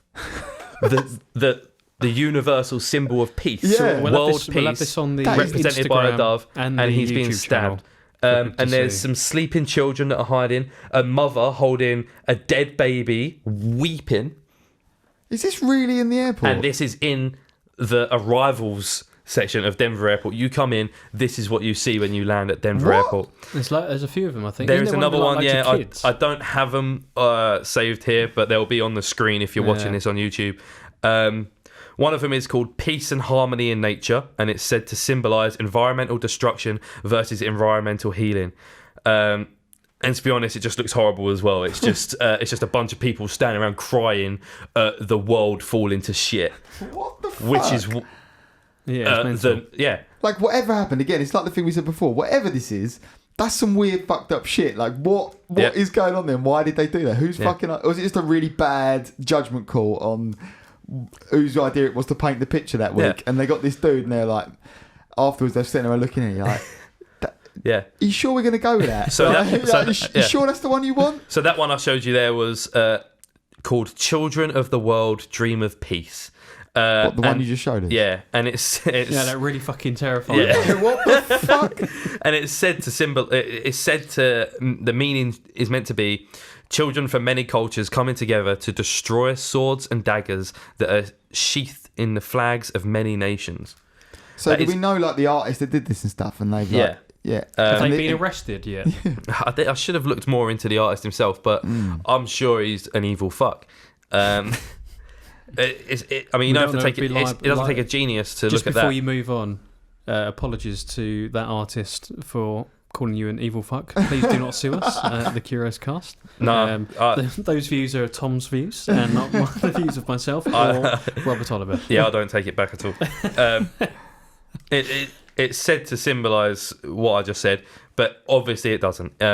It's clear that it's just depicting the end of the world, what the Illuminati want, the destruction of a peaceful humanity, and just the end of times, the new world order.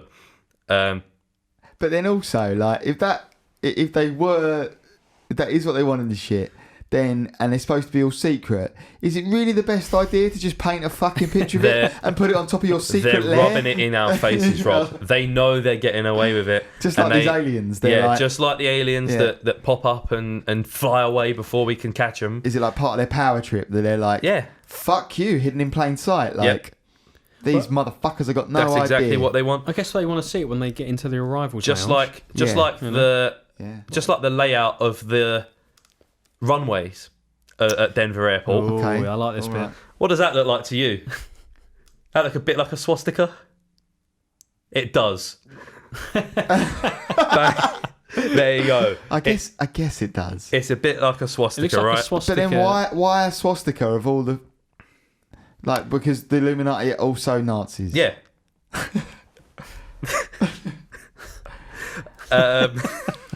What, so that they were always Nazis? Like, Nazis were Illuminati to start with, or... You've gone from Freemasons to Illuminati all of a sudden. No, there was no all of a sudden. They're one in the same, one George. In the same, yeah. He spent about 15 minutes explaining how they were one in the same. Yeah, he fucking did. I did. He did. The whole start of this was explaining why the Freemasons were the Illuminati. All right, okay. The Freemasons are the Illuminati. Yeah. George. But the Illuminati came from somewhere else. Well, listen back to this. No, that's what they want you to think. So then... Just look into it. Right, okay. I'll look into research it, man. Look into it, yeah. We'll do an Illuminati special. So many specials. So those murals are not the only thing. There is paintings similar to that all over Denver Airport.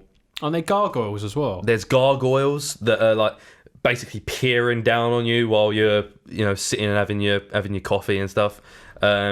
It's all just like a terrible design choice. Like whatever fucker they got into architect this or whatever or design it and that. It's just like, mate. Rob, what's more likely that it's just poor artistic choice and bad architectural planning, or that there is an evil group of global conspiracies that are trying to take over the world, and they're rubbing it in our face by painting walls and putting gargoyles in baggage claim? I guess when you put it like that, that is more likely. Exactly. Think about it, man. Think, Rob. Research it. Yeah. One other creepy thing is outside of the Denver airport, there is a incredibly massive horse sculpture. It stands 32 feet tall. How big is it? 32 feet tall. Incredibly massive. Incredibly massive. It is the massivest horse you'll find in Colorado. It's painted completely blue, and it has illuminated illuminated red glowing demonic eyes.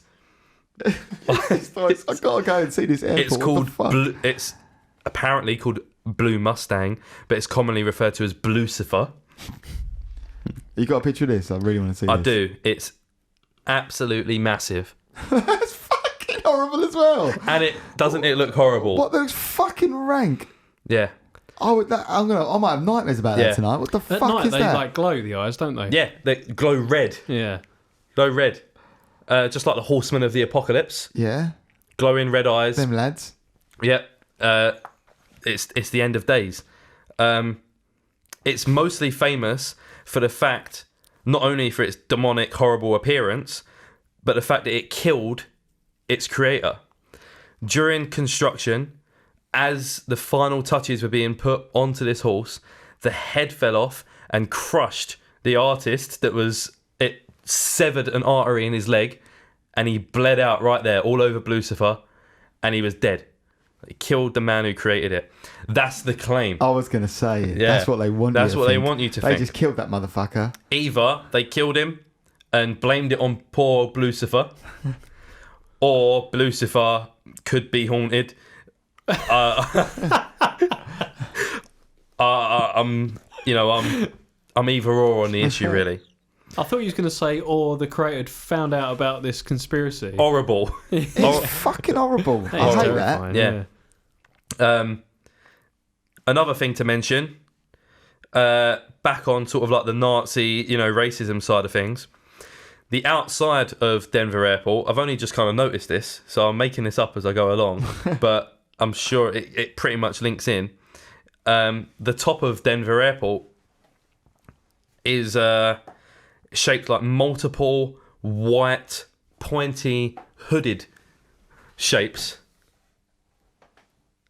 I think they're KKK hoods on top of Denver Airport there. So you got the Ku Klux Klan, Yep. Illuminati, They're all the same thing And the now. Nazis. and the Nazis. Yep, they're all the same thing. And Lucifer. Yeah. Blucifer. Lucifer. So, yeah, I want you to go away and think about this. And again, just think about all we've discussed. And just think about what's more likely. Is it, like we said, that they tried to build something, it didn't work, so they just built it again, and it cost a lot of money? That is the maddest part of the whole thing.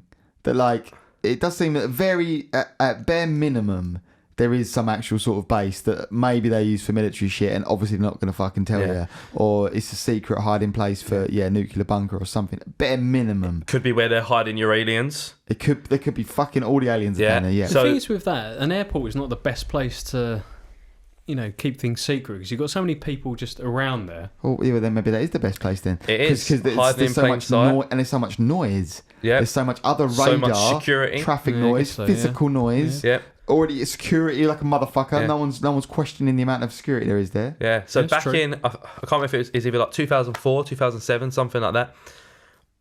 At the same time, or I think it was within the space of 30 minutes or so, 14 windows on separate planes just exploded for no reason.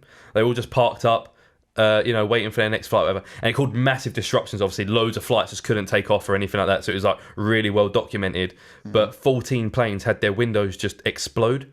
The theory behind that is that there's like a testing ground underneath, hidden at Denver Airport, that they could be testing some kind of like electromagnetic weapons, some kind of EMP device, something that would cause a shock that would resonate and destroy windows. Some sort of like Yeah, some kind of that same kind of technology that was being used to Tell you propel. what, you need to get hired by. The same kind of technology that was being used to propel the aliens that we spoke about earlier in the episode. Yeah, Bob Lazar. Could be used moving to- through gravity. Yeah, But now it's not the same, because manipulating gravity in that way doesn't create a shockwave. That's the no, point. we're just trying it. We're testing. Oh, I okay. think So it- we failed. Yeah. So it created And they went, oh shit. instead It of was a, displacing gravity. I remember it now. Oh, Bob yeah. Lazar. It was Yeah. moving it from the front to the back. That's it. Yeah. What's the sound effect for that? That was more like a. Wasn't it more like a? No. But yeah, it's a fucked up place. They're obviously hiding something down there. There's lots of different theories. There's lots of theories that it could be like similar to what you've spoke about. They could be hiding aliens. They could be hiding secret military technology down there. Ark of the Covenant. I saw that in Indiana Jones. Maybe that's... Ark of the Covenant could be down there. It's in like the general museum of the Illuminati. All the shit they've got. They've got the Ark of the Covenant chilling out there. Hitler's fucking ashes. Yeah. Oh, he ain't dead. Yeah, dead. Hitler's just down there. Hitler's living in fucking Austria or something. That was going to be my... of all South places. South America or something. Yeah, Argentina, right? Argentina. Yeah, it was going to be my conspiracy theory, but that's a fucking great one, that. It is a great one. Yeah. I might still have it on... I mean, that's not even a conspiracy theory. I was thinking about doing that one. He's had plastic surgery and everything, sorted his face out. Yeah. There is like... actual, isn't there? Like, there is actually some mad Austrian, like German like village in South America. Like that is a place. Oh yeah, exists. loads of them fled there. Yeah, and loads of them legit did fled there, and there are actual Nazis. Yeah, well, I can tell you about that because, as you know, I'm a bit of a history nerd as well. Yeah. Called the Rat Lines in World War II. Yeah, and a huge like supporter of all the Nazis fleeing to South America was the Catholic Church. Was it? Yeah, during the Second they're World well War. fucked. Dirty fucking buggers. Yeah. They were like helping. We're very anti-Catholic Church here on the Curios Cast. Hey, come on! You can't be like just come after us. Right, okay. Don't say that. But yeah, so it was more like priests, like high-level priests that were friends with some of these SS members. Fucking word. Yeah. Well, because you know what it was? Because they're all fucking dirty nonces and all. Yep. They're all part of the Illuminati. So the priests are all fucking... Look at them. This is why I said that he hadn't mentioned that the Freemasons were Illuminati, because the Illuminati, as far as I'm aware, their basis was from a split in the Catholic Church back in the 1600s. All the same fucking thing. Yeah. They're all linked. Man. The Illuminati, They might have the come, Nazis. All of them. All them cunts. Yeah.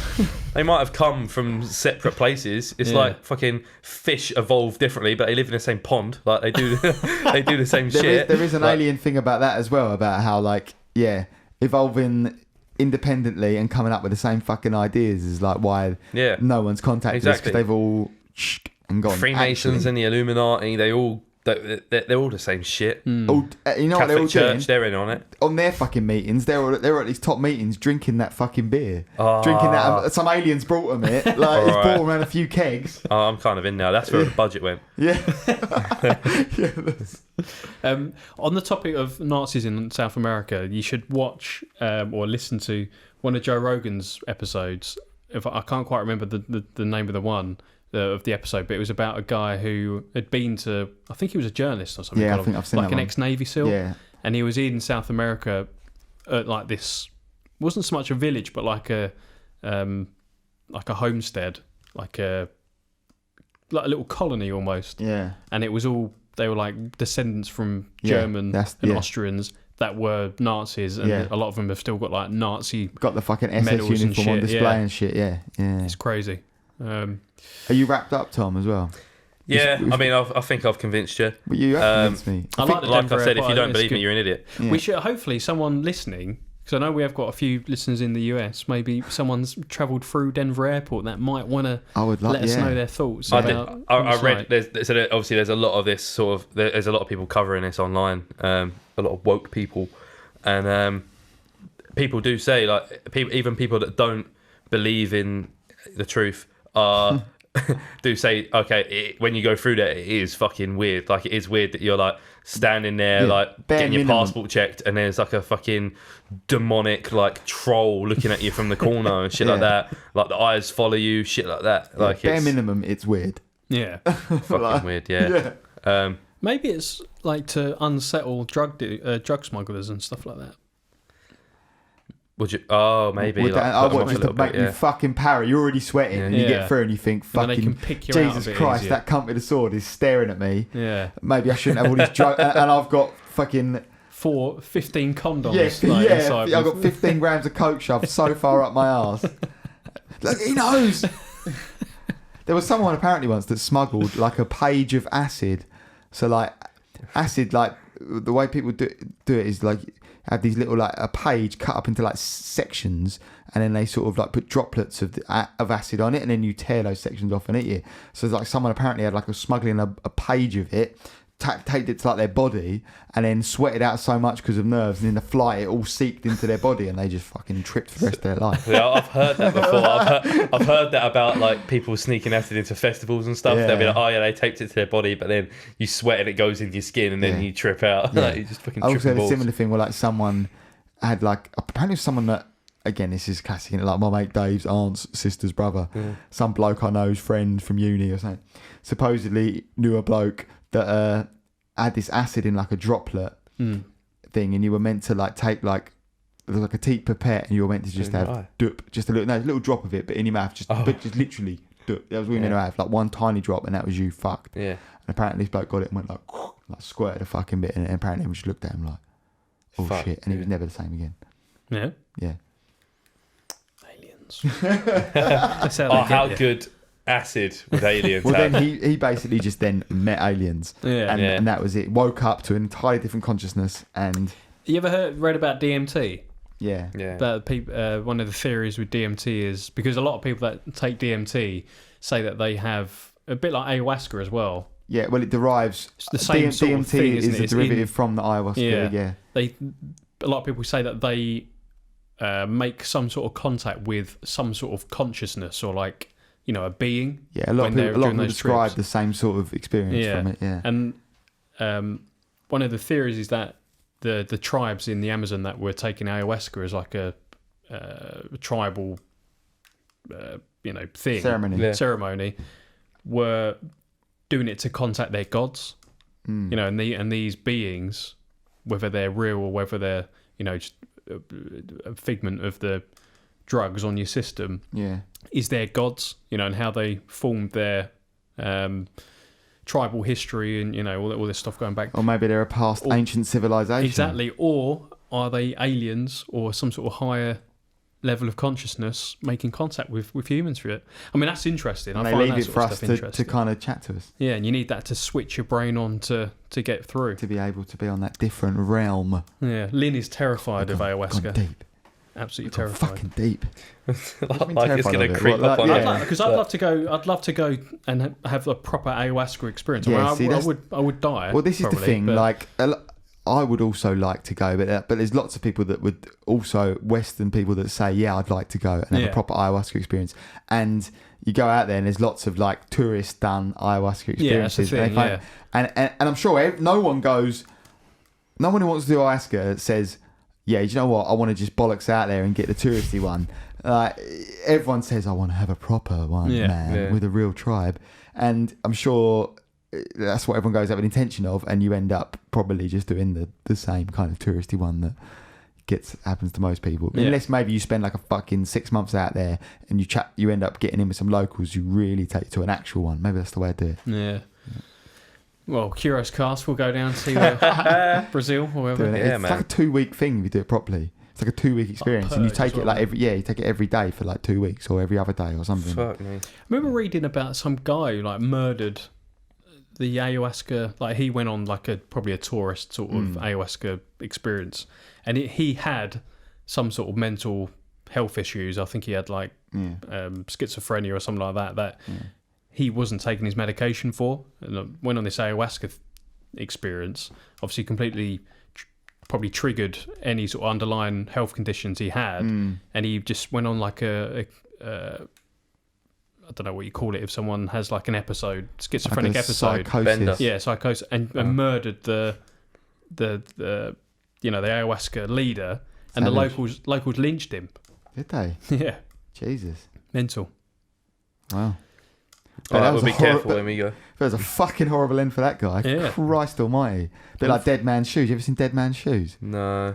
He basically like, I won't ruin the film.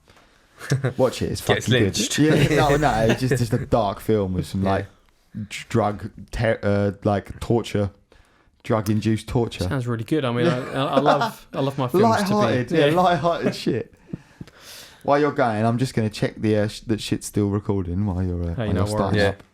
I mean, Go mine's for it, probably Jim. not going to be very long, to be honest, because there's not a whole lot to talk about, because my subject is more something that a lot of other conspiracy theories are linked to. Right.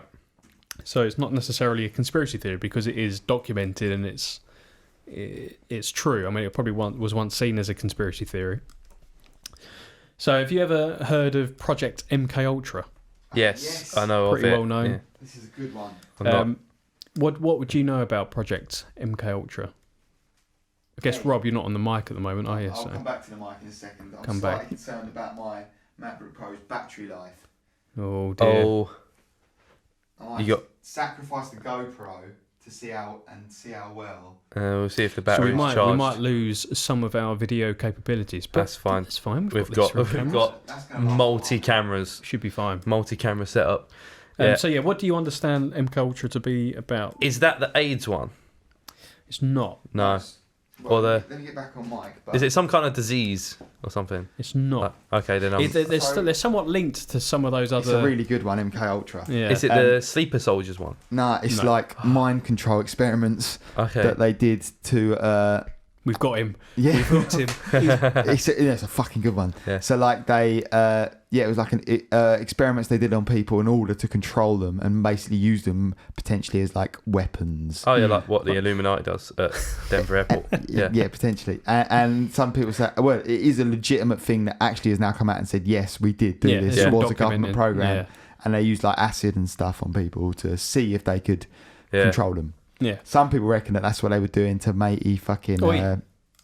Oh, You got onto that. The Unabomber. Unabomber. You Yeah. got him. You got Ted him in there. Kaczynski. You got him in there. Fucking. Yeah. So MK I'm Ultra gonna put was jumper on 'cause it's cold. was a mind control program. It was the CIA that were running it on human subjects. All of it was illegal at the time. It was all undertaken completely illegally. Yep. Obviously, we all know how governments tend to avoid legal responsibilities where they can. Ooh, topical. But yeah, so it's one of a few projects that the US government was doing sort of through the 50s, 60s and 70s. There was like a few other ones called, I think one of them was called Project Bluebird or Project Artichoke, and they were to do with not mind control, but I can't remember. I'll have to. Bluebird, artichoke, what's one of those things? Weird, right? Aubergine. Yeah. Sparrow. Got some- Yeah. I've got Gamma ray. Got some good aubergines growing at the moment. Have you? right? Oh, yeah. Can I fucking put my name down for see some if of I can them? get you one. Yeah. I'm big on the aubergines at the minute. Yeah. I am banging to the aubergines. Yeah, I fucking love them. Yeah. They go really well in a curry. Oh, yeah, aubergine curry is the Oh, one. mate. It's the They absolute absorb one. the flavours. And I'll tell you what I've done recently, just before we get too deep into the MK Ultra. Aubergine katsu curry. Yeah. Fucking levels. It is absolute levels. Yeah. I'll make it for you. I'll all see if one I can. nut. I'll see if you can have a aubergine. I'm pretty sure I've got Please. like about 15 growing. Oh, fucking That's Unless plenty. all One? my plants might have died because they haven't been watered. Rose is going to get excited when she hears this as Yeah. well. Do you like an I don't want aubergine? to disappoint her now. She loves all veg. Mm. There's probably going to be a fucking huge courgette as well because I haven't been down the allotment for about 3 days. 4 Wow. days. When does a courgette become a marrow? Because they are just the I same think thing, they're aren't technically they? two different things. Oh, are but they? I thought it was just a marrow a was a big- big ass courgette yeah, that get out of hand. if you get a big courgette, then you can treat it. You can treat it like a marrow, which I think is what. I think I want this Rose- fact. Yeah. I want this fact check for the next episode. All right. I think a courgette is a marrow, and a marrow is only when it's got to a certain size.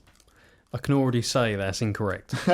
Is it? Yeah. Okay, all right. Green fingers, George over here. MK So effectively, it was to try and figure out if they could control people's minds, like Rob said, through the use of drugs. So it started in the 50s, and then it ended in I think it ended in the 70s. I think mid 70s. Who No. knows? Yeah. So That's what they fucking want you to think. that's when it was It originally did not end. That's yeah. when they say it ended. mental. But, I mean, it probably is still happening to some level today. Well, that all links back in. All of these link. Isn't it funny how these all link? That links with the Illuminati. The people say it's still going on, and that they've just got really fucking good at it now. And like Jay-Z and Beyonce and that. That's what I was going to bring up about Yeah. when I don't know if you've seen them on YouTube. There's clips of when people are on live TV and they sort of just stop. Just moving. glitch out. They sort of glitch out for a second, And maybe 20, 30 seconds. Yeah. And then they suddenly come back and then they're back in the moment. Yeah. And people say, the big conspiracy is that it's all a follow-on from MK Ultra. Yeah. They're using celebrities to control through social media, things like this, to control what people think and what people do and all that sort of stuff. And people say that someone accidentally says their like trigger word to them or something. It's like maybe because they have these embedded command words that mean to do something, and that they, maybe someone accidentally says it to them live TV, or it's like people say their handlers might be nearby and they sort of help reset them by saying another word to them. Have you got Sirhan? Does he come up in this? Not on this MK Ultra thing. Who's Sirhan? So Sirhan was the guy that killed Bobby Kennedy. So he assassinated Bobby Kennedy, JFK's brother, and people say that he was in MK Ultra. He was at least a mind control experiment. He was a guy that was, because he basically says he doesn't remember doing it, and quite shortly afterwards, almost like he snapped out of it and was like, what the fuck's going on, kind of thing. And people say there's like a woman in a red dress. He is here. Yeah, sorry. Yeah. Fled the scene. Was seen fled, and people say that she was the handler that switched him on, gave him this fucking keyword, go. Time to kill, whatever, and he went and fucking did it, and then snapped out of it instantly and doesn't remember what he did. Yeah, so they used that as the defence in his trial. So that was attorney. basically legal defence on it. You briefly mentioned obviously Ted Kaczynski, the Unabomber. I don't know if people know about the Unabomber. Great documentary on that. Is it? You've seen that on Netflix? Is it? Because I always thought that was like a dramatised version, but is it actually a documentary? Yeah, there's a documentary and there is also a like a drama based on it as well. Okay, maybe I've just seen the drama one. Yeah, because it's really interesting about his life is pretty interesting. But so apparently he was a subject of a voluntary study that was a part of MK Ultra. Obviously, unbeknownst to him, that this study was a part of MK Ultra. People say it was MK Ultra, don't it? But he definitely did do this study at Harvard. Was it Harvard or? I think it was Harvard. Yeah. Yeah. So, so he volunteered to be a part of the study, but it was like a pretty intense, brutalizing psychological study. Yeah. That he spent over 200 hours a part of.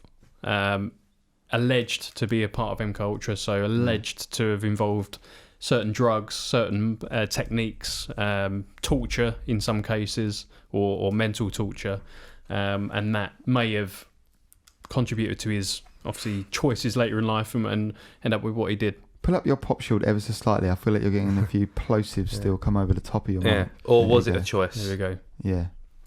How do you mean? You said his choices later in life. Well, exactly, yeah. So, he was switched on. Yeah, but really, he lived in a cabin in the middle of fucking nowhere. No one knew where he was. So, yeah, sure. Yeah, that's what they want you to think. So them. There's a list here. So, this is from a document. So, a declassified document. So this is a list of the some of the sort of things that they were trying to achieve through these studies. So they were using substances that will promote a logical thinking and impulsiveness to the point where the recipient would be discredited in public. So I'm assuming to do with politicians and things, opponents. Substances which can increase the efficiency of mentation and perception. So I think on that first one, quickly, I think there's like a sort of subplot theory which sort of, what's the word, counteracts the aliens thing and then backs up the MK Ultra thing, where people say that like that Bob Lazar guy is an MK Ultra experiment put out there, and he genuinely in his own head believes that he did see this shit, but he's put out there as a dissemination of truth. I don't know who to believe.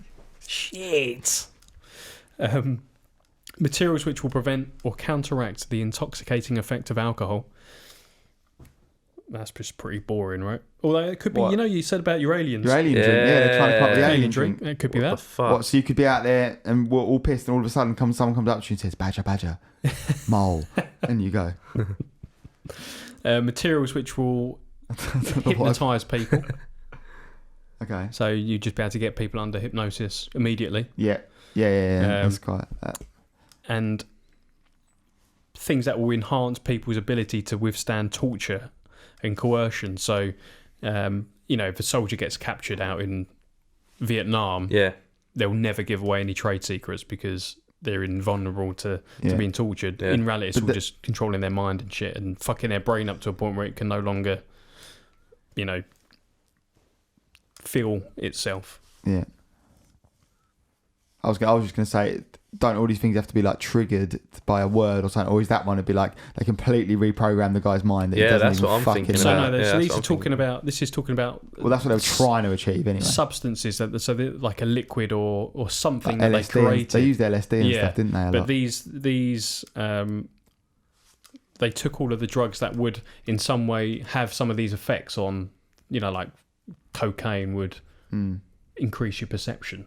Yeah. All this sort of stuff, and so they'd create substances. They were creating new chemicals. Yeah. That would bring all those effects together into one thing, like an elixir, a cure-all, that they could give to an agent or whatever. Really, yeah. Well, they were experimenting a lot with LSD as well, weren't they? It's like also it's like that's the thing that they used. Yeah. Amnesia, so they were trying to get people to be able to forget what they were doing, which again, like was his name Sirhan? Sirhan, yeah. Sirhan.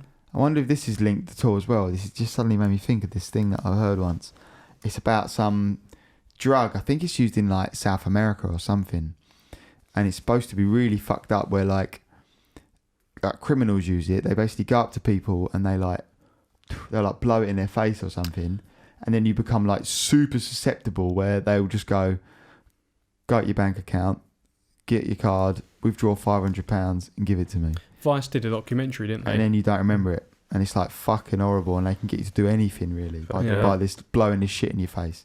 I'm sure Vice did a documentary. I think they did. I think that's what I saw, yeah. And like some guy who does the doorman of his apartment block saw him come in with these people, and the guy was like, "Why didn't you stop me from like taking?" They literally cleaned out his apartment, and the guy said, "Because you wouldn't let me."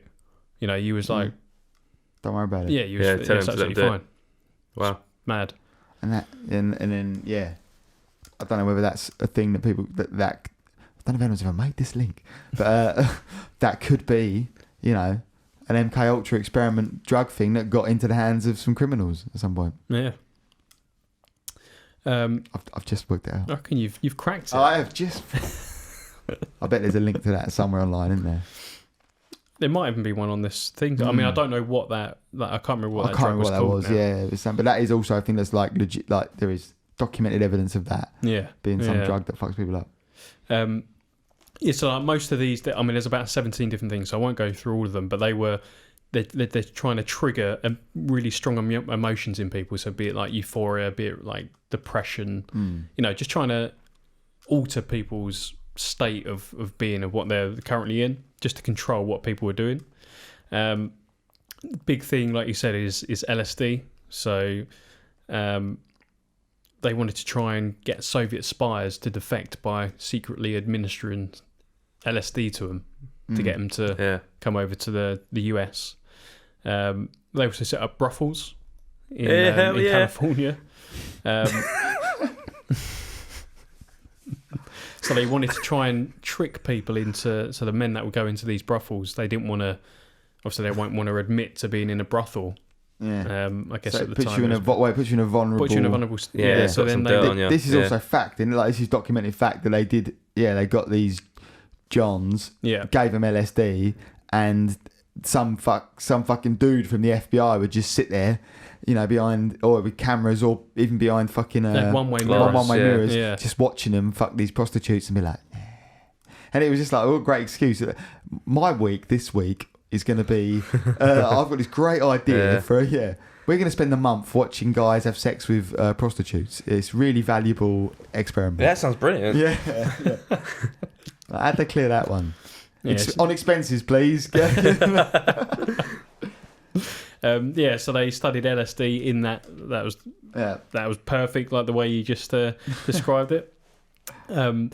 Apparently, there was a selection of Nazi scientists recruited after the Second World War. I think it was Operation Paperclip. Pretty well known, but apparently a lot of the Nazi. Like scientists. No, but like the stuff they were working on to do with chemicals and things like that. Not so much gas, but some of their experiments led into MK Ultra and into what later became the project. They looked at LSD, mescaline, cocaine, AMT, which I've not heard of AMT. What is AMT? Not heard of AMT. No. And DMT as well. So they were administering DMT to people, which must have been pretty. There's some fucked up shit about like you ever read about like the Nazis being given speed and stuff. Yeah. Apparently, they used to give them speed, so they just was just super fucking on one. Well, in the First World War, they had cocaine in chocolate. Did they just to So the German soldiers, up their mood a bit? Basically. Yeah, it's just like to hype you up. Yeah. Yeah. And they used to be sent. In fact, in the British Army, they used to send. I can't remember what drug it was now, but as like hampers to the front, and it would have, speed or some sort of equivalent in it. You fucking would though, wouldn't you? Yeah. Just to If I was like on the front line and you you're about to go over the trench and people are fucking shooting you, and you just need to fucking run for it and shoot some cunts, then I'd rather have a quick line. I'd shove whatever up my nose, whatever in my veins, and I'd fucking run for it. If there's ever a time to justify a little bump, that's probably it. Especially in a situation where like flinching or like pussying out of something might cost you your life. Yeah, like, almost definitely will cost you your life. Yeah, like take anything, just get in that like mindset where you're just gonna fucking go for it and just run. I'm up for it. You know what? I've just thought of. Well, that's exactly why fucking geezers getting same mindset as why geezers down the pub. Yeah, I'm not gonna walk into Spoons and do a line and like fucking go for it. I'm not gonna flinch. But you know, if I'm on, if you had to, if I'm in Somme, then sure. Yeah, I've just thought of the perfect conspiracy that I should have spoke about because it's just a great one, and I've missed the chance. What, Bigfoot? I might bring it up in another. I'll find a way. I'll shoehorn it in. I really thought you were going to do Bigfoot, to be honest. There's no real conspiracies about Bigfoot. It's just have you seen him or not? Yeah. So it's a difficult one. It's a shame not to have an episode without Big. This might be the first episode without a true mention, apart from just saying his name. Mental. This is quite interesting. This one. I mean, it's pretty mental. So one thing they did was they wanted to test what would happen if someone was given an upper and a down at the same time. So they injected a barbiturate. Nothing. You'd just be... injected a barbiturate into one arm. Yeah. And they'd wait until they were like fucked and falling asleep. Then they'd give them a amphetamine in the other arm and just see what happened. And apparently they just spoke like complete nonsense. You know, would give answers to questions that they hadn't even been answered yet, but also truthful answers to something that they would normally lie about. So they almost saw it as like a truth serum sort of thing. Okay. Why trust one drug and not the other? That's just politics, man. But yeah, I read in books that sometimes there's actually no. Let's say someone I know's mate. Right. As an occasion got really, really pissed and then done a few lines of coke, but so pissed that his brain is basically shut off and he can't really function, or body rather I should say, is shut off and can't function, but the lines of coke brain is shut off so he can't function, but the lines of coke keep his body moving around, so like a fucking zombie he's still walking about, but really he's basically asleep, so he's just like fuck it right. So I guess that's kind of what's happening there. But a more extreme version. A more extreme version of that, yeah. Where you're still... You've got mad sedative, but then you stick some... upper in. Like your basic functions are still going, so you're still going to be talking and stuff. Yeah, a much smaller version of that is what I think it basically cancels out and makes you neutral, is that everyone knows if you drink driving, you've had 7 or 8 pints, do a quick line, and even if they pull you over, you'll be like, mate, you're well over the limit. You'll be like, officer, but I had a straightener. Yeah. I had a line and I'll go, oh, fair enough. Here's your keys. We all know that. Yeah, we all... It's common knowledge. It's common knowledge. Yeah. In on the green. Other ins and greens are available. And colours. Other colour greens. So basically MK Ultra was just the government just getting a load of junkies together, watching have sex, just doing loads of weird experiments on people. Yeah. Just having a good time, man. Just lads being lads. Well, there is also. Anyone seen that footage of the army? And it's like it's old like footage from the British Army where they gave their troops LSD in like an experiment, and it's like a released document now. And it's like these army troops just walking around the woods like laughing and shit and trying to climb the trees. And it was like, let's see what would happen if we give these soldiers LSD. They have a good time. Yeah. Basically, they have a right old laugh. Yeah. And couldn't fight a war though. couldn't do shit. No. Could not do shit. What would be really good is to have two armies going at it, but they're both on LSD. Like, Well, they just wouldn't fight. What would happen is they wouldn't fight. They'd all sit down and just end up like writing the next Beatles album. There's a couple of like the generals are not on LSD. Yeah, they're still screaming orders, and but obviously like these army people have gone through like a decade of training where their minds are like regimented and like built for like authority. So they get told to fight, and they're like, "Fuck, I've got to do it." But they're just having a good time with it, and they're just fucking shooting about. That sounds kind of horrible. Like that's a weird trip. That's a good. Like you think you're actually going through like. You think you're playing paintball or something? Rainbows, yeah. and really you're just like massacring people. I Yeah. don't know if you ever played Team Fortress 2. Yeah, it is a Black Mirror. Isn't it? Yeah. You know, they go with the flamethrower mask. Like there's like a little clip of him. Is the exact same thing. Like it's through his eyes, like his little reveal trailer. Yeah. He's got a flamethrower, but in his eyes, everything's like Beautiful, bunnies and beautiful, and like okay. he's painting clouds in the sky, and Right. but in reality, he's just going around just burning people to death and stuff. It's all horrendous. That's dark. Yeah. So there was a few deaths with MK Ultra. One guy got given LSD without his knowledge, like they just dropped it in his coffee or something like that. That's fucked. And he committed suicide a week later, jumped out of a window. Oh shit! Jesus. Which is pretty mental. Obviously, I don't think he was on LSD. They don't believe he was on LSD when he jumped out the window, but it obviously had some sort of effect on his mental condition. There was someone else as well, but I can't quite find it now. Well, I mean, there was a few, but he was like the most well known because he was a biochemist with the United States Army and a researcher in their biological weapons department as well. Oh, yeah, so I did hear about that one. it was like one of their own guys that they, deep. were just like fucking pranking. Yeah. I think they sort of make reference to this a bit in I think it's Pineapple Express, like when they show like right back. There's like this bunker that they end up in, and it's like there's like a flashback, and there's this dude that they basically like getting him to smoke, smoke weed, and he's all just like basically fuck the rules, like fuck you, like, and then end up killing him. Like I think that's meant to be a loose like.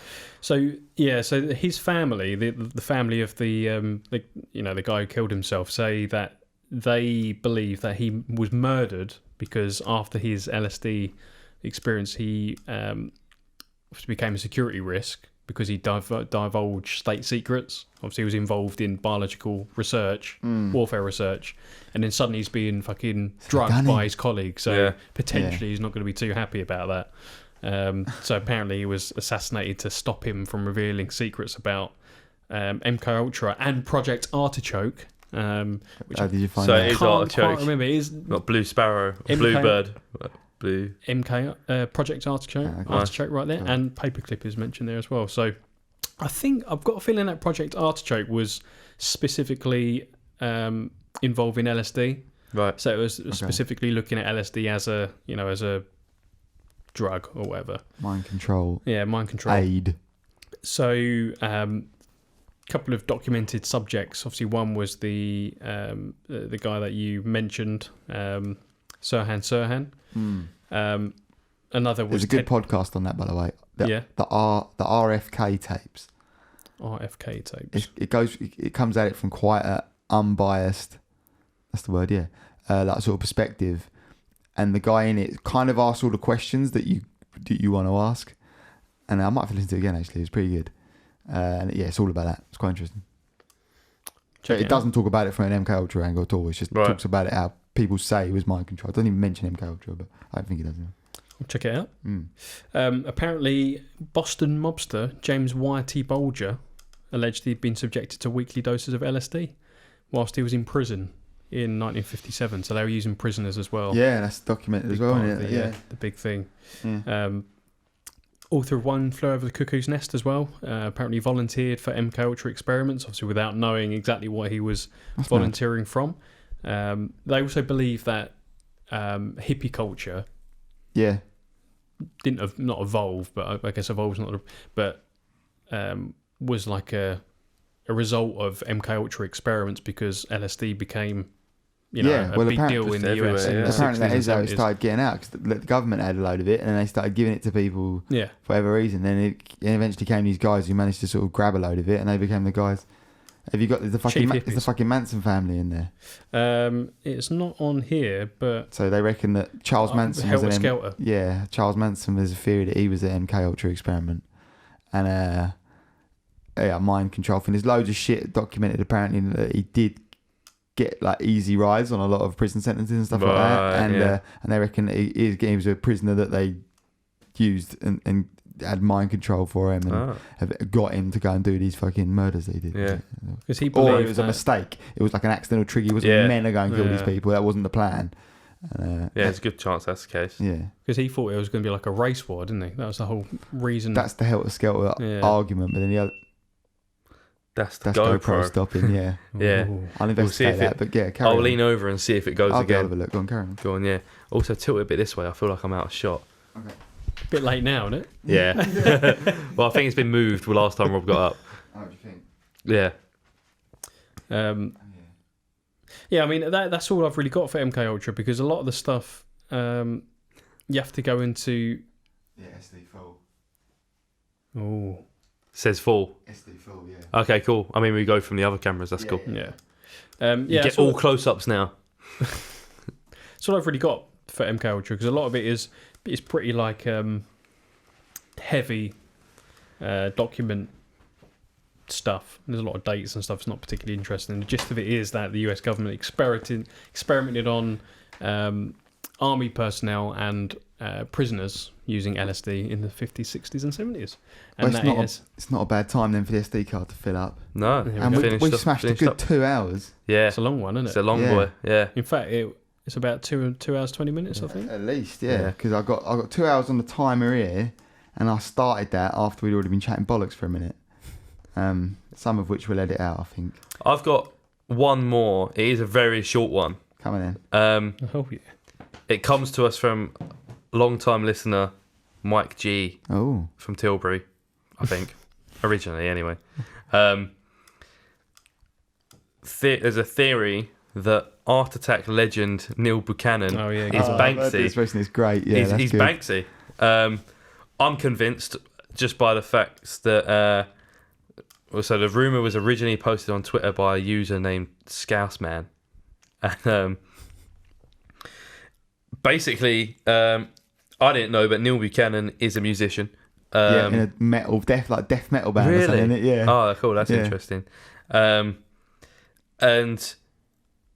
a lot of, I think people have gone through and sort of like matched up recent Banksy artwork in certain cities. And it also sort of like for like matches Neil Buchanan's touring history, like his tour dates and stuff. So he will be in a city for a gig, and a couple days or a week later or so, a Banksy bit of artwork will appear near the. That's actually sick. Yeah. Like in that same sort of area, and sometimes it might be like the next town over or something, but it's always kind of nearby. I don't have the not a million miles away. Yeah, but something that's feasible. I think there's been theories for a very long time that Banksy is also a musician. Yeah. There's the one big theory that it's the guy from Massive Attack. That's it, yeah. Then like Goldie... Like Let It Slip. Said his name out loud on a radio show or something. Just said the first name, Rob. Give credit to Rob or whatever. Yeah. And that's like the bassist, I think, from Massive Attack is like Rob Gates or something. Because one of my lecturers at university, Rob Denaja. He used to... he was involved in like producing a zine in Shoreditch back in like the 90s, I think. And... Banksy, whoever he was, used their printer in the office to print off some of his early leaflets, because he apparently started out produced producing leaflets rather Right. than graffiti. Yeah. And he also did some covers for this zine. So he knows who Banksy is. Yeah, just don't remember. Yeah. Just doesn't remember. Either doesn't remember who, his name, or he's going along with the whole thing. Yeah. But like he showed us these covers of the zine that he was involved in back in the 90s, produced, and it's a Banksy cover. It's his artwork. Yeah. There's so many instances Very cool. of people that are like, they saw him, like they saw some guy with a hood, like Yeah. on the corner of this road and didn't really think much of it, or like someone walked past them, and then the next day they realised, oh shit, that was Banksy. Yeah. But obviously, in the moment, you don't look Yeah. at someone's face or whatever, and even if you did, would you remember and be able to match Yeah, up yeah. with But whoever in it is? hindsight, you remember passing that dude. and Yeah. think, oh. I'm sure now he has a team of people. That's that, what I think. definitely. Yeah, You know. there's at least people that help him because some of them are massive, and Yeah. you have to get up a ladder and shit. Yeah, and, Banksy is now probably Yeah. like basically a company. Yeah, that, yeah. they come up with ideas and yeah. like Isn't it it's a crazy, whole like, logistical thing in behind modern it. age, someone can But- still go under the radar as much as Yeah. Banksy has. Yeah, He's still- he's been on morning TV for ages as Neil Buchanan of Art Attack, and it Yeah. makes sense. Like he's an artist, Yeah. He's You sure it well, that's wasn't about it. Yeah. You sure it wasn't a little clay head that was an art attack? Oh, he used to freak the fuck out Yeah, of me. that was Yeah. weird then. Thing. Yeah, That's a good one. I think that's a good note to That's it, really, wrap yeah. us up on. I got to Yeah, go on that- fucking holiday. Oh yeah, you're getting up at sunrise, Yeah, aren't you? sunrise, Specifically, the crack of somebody's dawn. rising off into Yeah. That was originally the plan. As to whether or not I do that now, the. Yeah. as it's fucking nearly midnight. You still got to clean your van out as I well. still won't got, yeah. I'm leaning more towards getting up in the morning, you? doing noon, that, high noon. packing my shit, and then high noon. Yeah, Yeah, high noon, and then you'll get there before sundown. yeah, before dusk. Before sundown, you want to That's get it, exactly. there. Yeah, get those beans out, sausages, cook them over the fire. Maybe vegan sausages. Oh yeah, vegan sausages. Of course. Oh, yeah. Cool. Well, Brilliant. that's been episode 2. Yes. We'd love your feedback about the new format. We don't Yeah. know whether the videos work yet because we need to have a look at the Yeah, Yeah. look back at it. Thanks for listening or watching or yeah, both. Or both. Next episode, we don't yet know what the topic's going to be. But just so you know, it's going to be something interesting and great. Probably going to involve aliens, probably involve ghosts, probably involve Bigfoot, ghouls, conspiracies, cults. Come. Dicks, wanking. Yeah. Anything else that's curious? Yeah, anything curious. Yeah.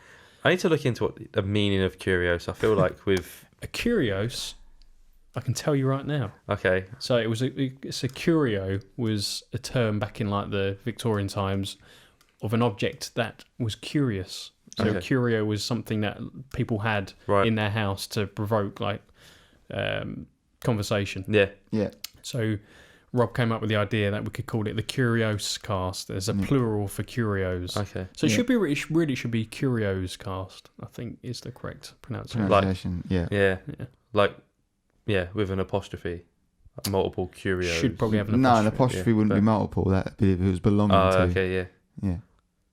okay, yeah. Or are we the Curios? We Yeah, are And the it's our curios. podcast. Yeah, yeah.